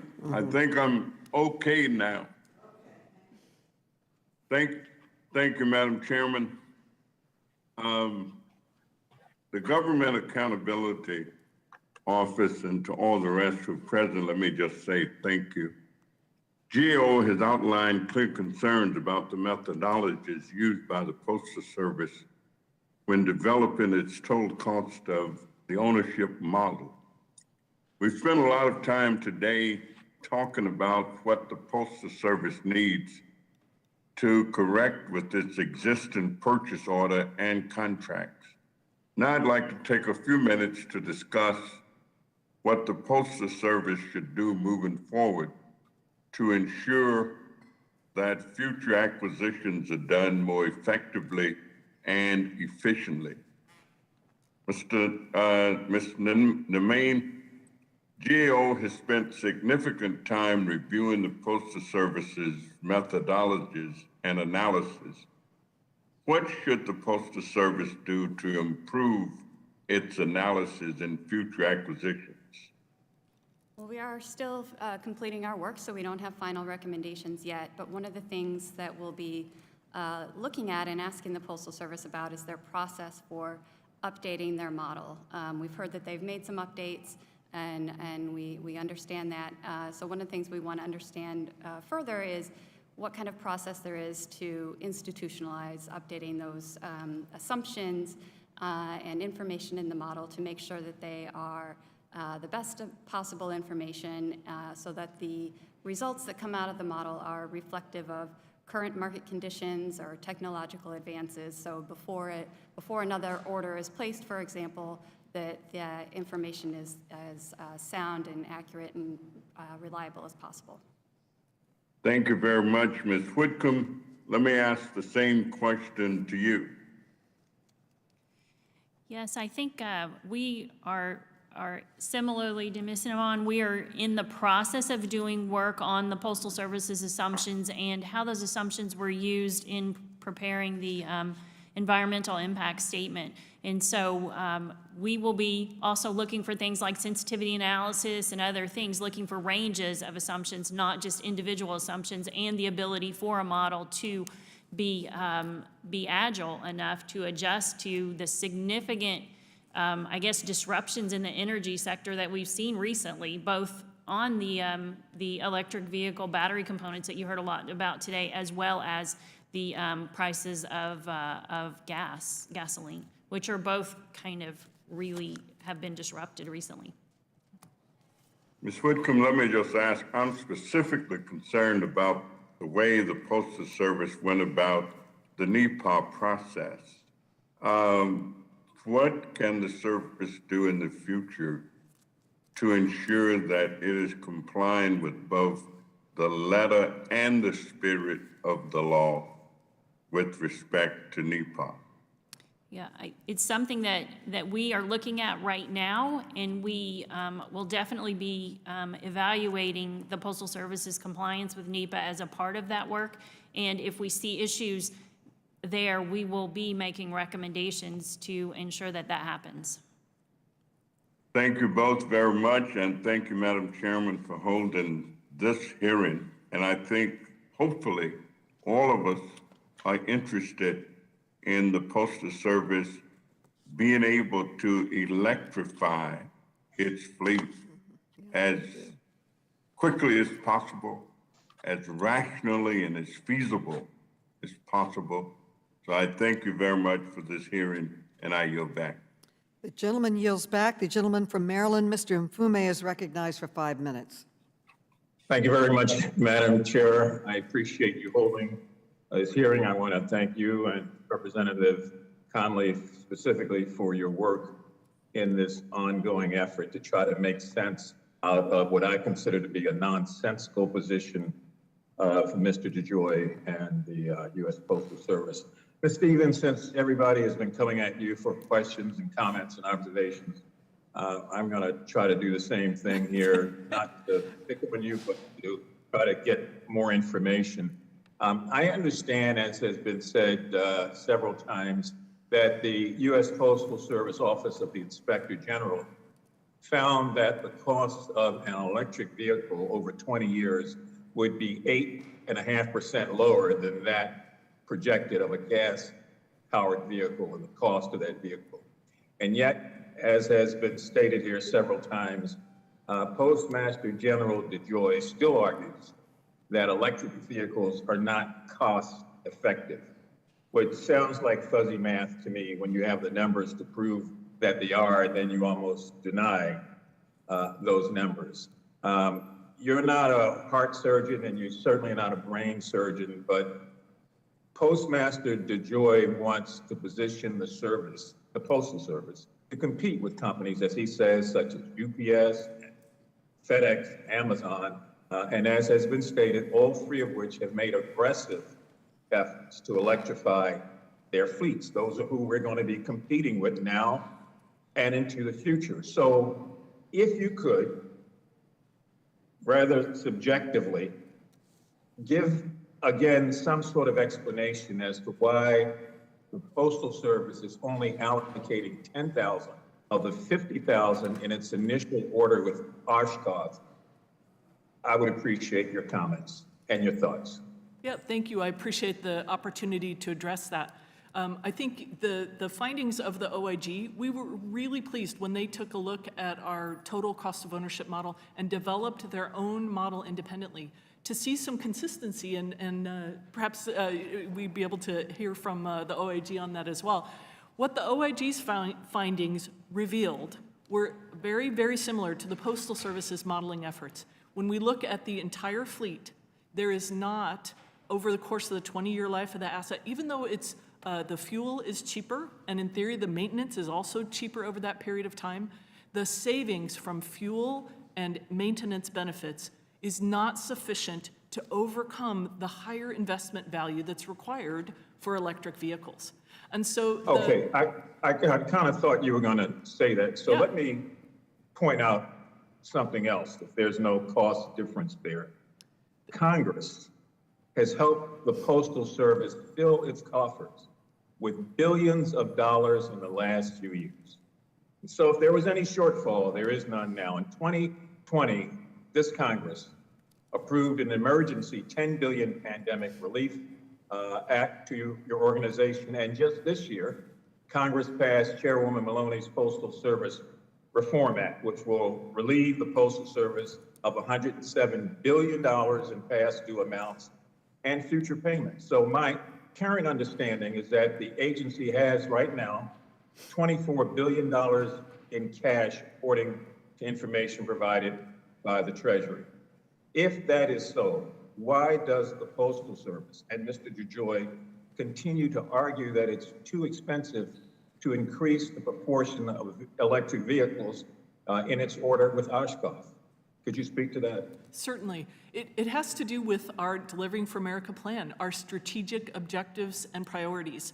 The vehicle fleet implementation is a portion of those priorities and funding requests, but it's a small portion by comparison. We've deferred maintenance, we've deferred investments. It's not just our vehicles that are long overdue to be replaced. There are structural, infrastructure-related things that are part of what the Postal Service requires to operate effectively and efficiently and over the course of decades to come. Thank you. I want to reclaim my time. What we can't defer is what's happening in terms of the health of Americans as a result of an enlarging carbon footprint that now the United States Postal Service, which operates 1/3 of all the vehicles in the inventory of the United States government, continues to ignore or delay or to put aside the issues that deal with health. I have here a report from the American Lung Association, which points out the dangers of going down the path that the Postal Service is currently on by refusing to electrify its vehicles into the future. And they talk about asthma, they talk about lung cancer in communities, wheezing and coughing, shortness of breath among children, and the cardiovascular harm. I could go through a long list of things. This is one thing we can't defer. We cannot assume that people can still get sick, chronically or otherwise, because we don't have the foresight to recognize the real benefits in moving over time, like FedEx and Amazon and UPS, toward electrical vehicles. So it breaks my heart that there are these reasons which don't stand the test in terms of the truth, and reasons that are being put forth to this committee repeatedly about why it's okay to, again, get all of these gas guzzlers for the next 20 years, putting pollutants into the air, affecting the health of people, and engaging us in a cost that could be, as you said, deferred or certainly tamped down. So I'm adamantly opposed to the position of The gentleman's time has expired, and without objection, your report will be put in the record. The gentle lady from New York, Ms. Ocasio-Cortez, is now recognized. Thank you so much. Thank you, Madam Chair. Ms. Stevens, in March of this year, the U.S. Postal Service placed its first order of next-generation delivery vehicles with Oshkosh Defense. Is that correct? That's correct. And what was that contract, that initial contract, valued at? I think it's been covered in the press. It's $2.98 billion for 50,000 vehicles. So nearly a $3 billion contract that the United States Postal Service presently has with a defense contractor in order to produce these internal combustion engine vehicles. Largely. The initial order is for 50,000 next-generation delivery vehicles, but from what I understand, only about 10,000 are actually required to be battery electric vehicles. Is that correct? That's correct.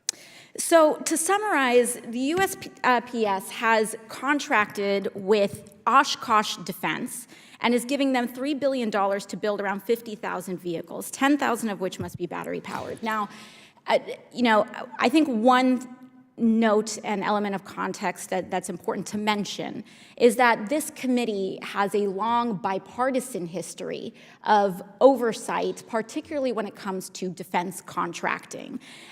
This is one of the very few things that we've been able to agree upon in the past. Even when former ranking member Mark Meadows was here, this was something that that concerned him. And I hope that our current ranking member, we can continue to find agreement there. Now, Ms. Stephen, and I will say one thing about Oshkosh Defense, is that they're union. They have union labor. Ms. Stephen, would you say that part of the reason, and it was an important consideration for Oshkosh Defense that they had a unionized workforce, that the United States and the USPS would be contracting with them to potentially work and fulfill this contract? The solicitation from the Postal Service requires domestic production only. It does not require particular locations or workforce. Yes, but was it a favorable element? Did Oshkosh mention this? Was it something that was considered? You know, there are many different contractors that are capable of domestic production. Sure. And the president has very clearly indicated a preference for union labor in domestic production. It is not a contract requirement, therefore it was not an evaluation criteria or considered. So it was not considered at all? It was not considered in the decision. As I understand, Oshkosh Defense does have multiple manufacturing facilities in Oshkosh, Wisconsin, that are made to build military vehicles, correct? Military and other. And they have a long history, an established history of this. We have heard from workers on the ground that Oshkosh Defense has the capacity to build these vehicles in their existing facilities in Wisconsin. Yet we're starting to see some troubling reports. Madam Chair, for the record, I would like to submit two reports, one from the Journal-Times and the other from the Herald Journal. Spartanburg fights back to keep Oshkosh Defense Postal Fleet project, and why Oshkosh Corp didn't build USPS vehicles in a Foxconn facility in Mount Pleasant. Without objection. I'd also like to submit to the record a letter from members of this committee regarding concern about the fact that Oshkosh Defense is now moving their facilities after they have won the contract. Without objection. Thank you. Ms. Stevens, are you aware that the announcement that next generation delivery vehicle fleet would be built in South Carolina after the Oshkosh Defense initially won the contract in having facilities in Wisconsin? Yeah, the Postal Service was made aware of that decision shortly before the public announcement, and it is a decision that's at the discretion of the supplier. So are you aware that Oshkosh Defense might be trying to circumvent its longstanding contract with the United Auto Workers workforce in Wisconsin by essentially building a brand new facility after the contract was awarded in a vacant warehouse in South Carolina? I have no awareness of that, but I would encourage you to have that conversation with Oshkosh. Is the USPS troubled by this timeline at all? By what was that? By this timeline at all? Which timelines are you referring to? The timeline of the fact that NextGen, they had secured Oshkosh. Oshkosh presented the contract with their existing facilities. They have union labor. They were granted a $3 billion contract under the USPS under the leadership of DeJoy. And then after the ink was dry, it looks like they're opening up a scab facility in South Carolina with no prior history of producing vehicles in that facility. So I think some of the facts about what was represented in a proposal are not correct, and I would disagree with those assertions. Okay, and so I would say that the USPS is not troubled by that timeline. I would agree with your statement. Thank you. The gentlelady yields back. I now recognize our last speaker, my colleague in Congress, Congressman Huffman, who has developed several pieces of legislation on this issue and worked with the committee on it. Thank you for being here for the whole hearing. You are now recognized for your 5 minutes. Chair Maloney, thanks so much for allowing me to participate and for holding this important hearing. I have been leading the charge for postal fleet electrification along with my friend Representative Connolly for nearly a decade now. I'm proud to be co-sponsoring the Postal Vehicle Modernization Act with you, Chair Maloney, and with Representative Connolly. And I'm sorry that Congress may have to legislate common sense, the same common sense that has led all of the Postal Service's private sector competitors to move quickly to all EV fleets without asking Congress for any money to do it. As we've heard from several expert witnesses, the business case for doing this is a no-brainer. In fact, with EV costs declining, EV technology improving, gas prices soaring, and vehicle manufacturers moving away from internal combustion, it would be really hard to cook up a model or a business case that favors lumbering internal combustion vehicles that get an average of 8.6 miles per gallon over EVs, the same EVs that are going to be powering fleets at FedEx, Amazon, UPS, and DHS. But that's exactly what the Postal Service did with this contract and this program, calling for vehicles that are built for obsolescence. They will literally be the last internal combustion fleet vehicles on the road 20 years from now. So, Ms. Stephen, you testified that Postal Service's sensitivity analysis on gas prices let you double the initial order of EVs to just over 10,000. Does this mean that you're also doubling the total fleet purchase from 10% to 20%? When you refer to the total fleet purchase, are you referring to the 50,000? Just so that I'm clear. The entire contract, the entire contract. No, this is specific to this initial investment decision. We've made Thank you. Contract for 50. That's what I thought. And if the only change is a slight increase to the initial order, it is hard to see how this sensitivity analysis has really changed much. It seems more like a reaction to the public criticism and political pressure that you've been getting over buying vehicles that'll get 8.6 miles to the gallon. Ms. Nemani, you testified that under the model GAO reviewed, the Postal Service was showing higher maintenance costs for EVs. Ms. Stephen just testified that that's incorrect. It misunderstands the data. And so let me ask you, were you correct when you said after reviewing the USPS model, it showed higher maintenance costs for EVs? This is one of the inconsistencies that we've seen in the information that we've gotten so far from the Postal Service. Some of the information, including what Ms. Stevens said today, is that the maintenance costs would be less for electric vehicles. However, when we looked at the formula in the model itself, in the Excel spreadsheet that we've received of the model, we don't see that in that formula. We see a different amount that's used in that model that indicates that the maintenance costs would be higher. So there's definitely, it's an iterative process, our ongoing work, and we'll get additional information from the Postal Service and make our final conclusions. I appreciate that. Mr. Britton, in your colloquy with Representative Wasserman Schultz, you highlighted another important discrepancy, the assumption by the Postal Service that the start and stop nature of many routes favored internal combustion engines, when in fact it's a strong selling point for EVs, correct? That's correct. And then there's the problem with the Postal Service assumptions about EV range, a 70-mile vehicle range. In your extensive work in this field, including the vehicles that companies like GM, Ford, and Rivian are providing to private fleets, did USPS use the correct assumption about battery range? No, it is far inconsistent with what we're seeing in the marketplace, and I'll give you a couple examples. The Ford E-Transit van gets nearly 2 miles per kilowatt hour in the battery pack. The Workhorse C-Series gets 1.5 miles per kilowatt hour in the battery pack. The Arrival van that is being contracted with UPS gets 1.7 miles per kilowatt hour in the battery pack. The USPS assumption is that this vehicle gets 0.7 of a mile per kilowatt hour in the battery pack. The only other vehicle that we have seen that has that inefficient of an electric drivetrain would be a Class 8 tractor trailer or semi-truck fully weighted down. It is impossible that a last mile delivery truck. And if the model used the correct range assumptions, wouldn't that significantly affect the total cost of ownership analysis, including the number of charging stations needed to support these vehicles? That's correct. You would not need nearly as many charging stations as the Postal Service is asserting.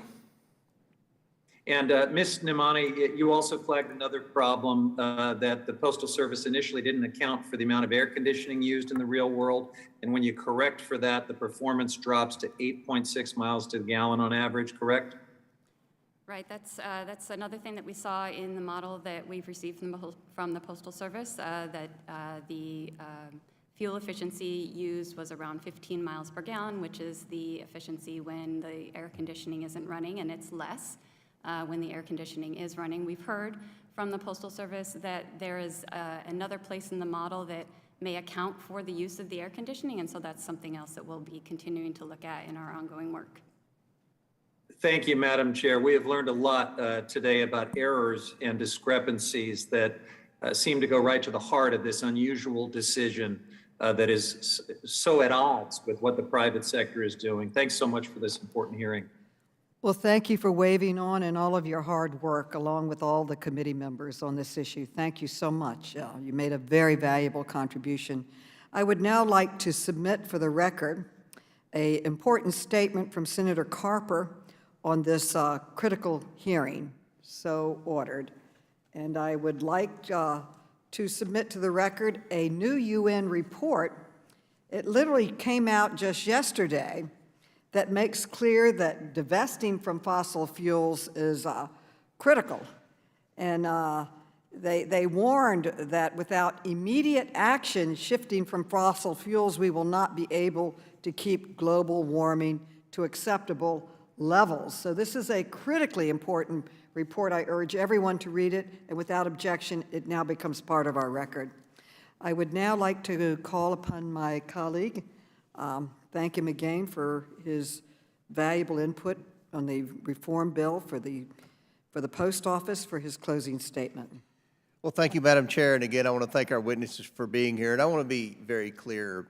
Republicans do not oppose electric vehicles. In fact, we do not oppose electrifying some of the U.S. postal fleet. We raise a very valid concern, and I appreciate Mr. Stein's testimony today and the questions he answered. The policies of the Biden administration and his son Hunter have put us at a severe competitive disadvantage to China in the world battery market, which is essential to electrifying the postal fleet and electrifying the everyday average vehicle. It's a worthy cause to try to transfer from fossil fuels to electric vehicles, but the policies in the Biden administration are making that even more difficult than the economics of it. For example, the Biden administration war on coal is making it more difficult to mine coal and to burn coal. I know that from being from a coal-burning state and a coal-producing state. You have to have coal to make electricity. You also have to have natural gas to make electricity. We have a lot of problems with our energy policy in America from the Biden administration. And it's going to make electrifying vehicles even more difficult. I know a lot of Democrats think that if the average American's upset with the high prices of gasoline, due primarily to the Biden administration policy, then the solution's very simple. According to the Democrats, just go buy an electric vehicle.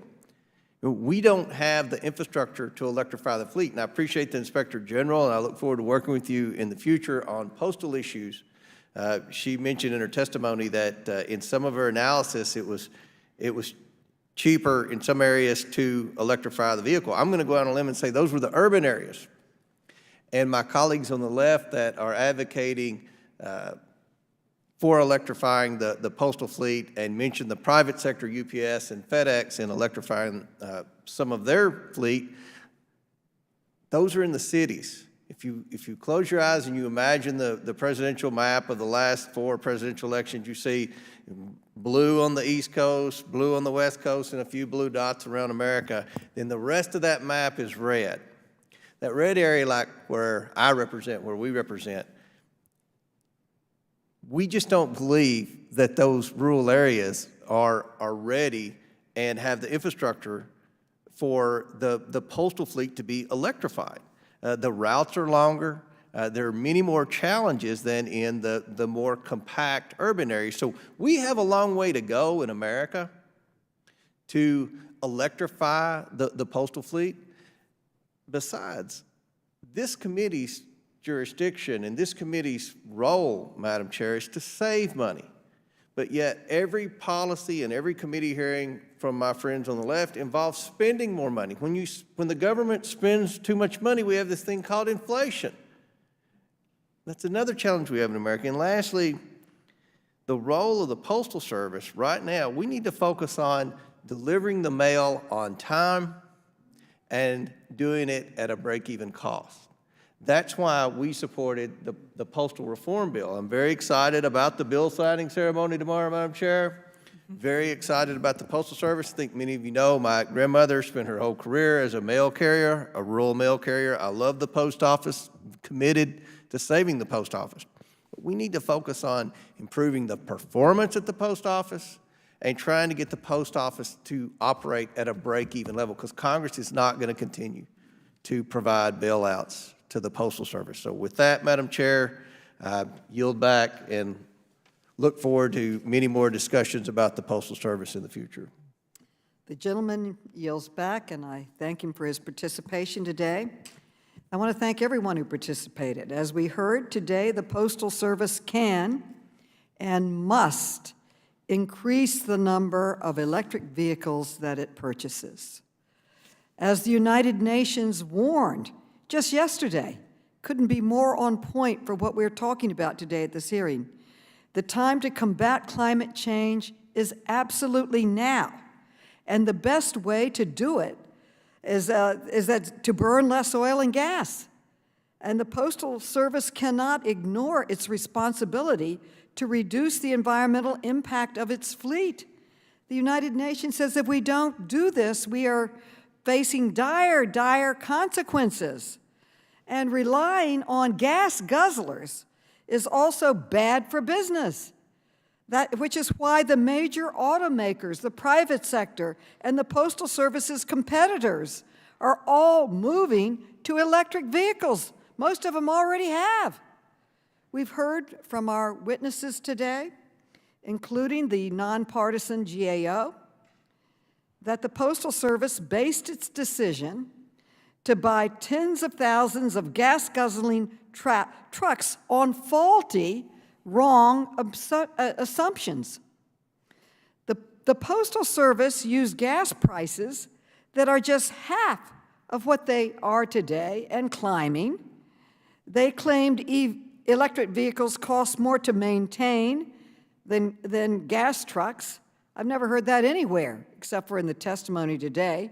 The exact opposite of the evidence and the science and really the testimonies of everybody here today. And they ignored the benefit of lower emissions from taking thousands of gasoline engines off the road, improving our environment, and the scientists are saying this will save lives of Americans. I am very pleased and thankful to the Post Office and their services today, and Ms. Stevens in her testimony. Thank you for committing to provide this committee with the analysis that the Post Office used to determine how many EVs to purchase. But it's clear that the Post Office needs to go back to the drawing board. Today, I call on the Postal Service to listen to the concerns of the Inspector General, the EPA, the GAO, and this entire committee, and conduct a new environmental impact study and a new cost estimate for electric vehicles. And if Oshkosh is overcharging the Postal Service for EVs, they should immediately renegotiate to a better price for America. Finally, let me briefly respond to the repeated attempts by my Republican colleagues to hijack this hearing to score cheap political points that have nothing to do with health, environment, or Postal Service. I will not play that political game. I intend to keep this committee focused on delivering for the American people.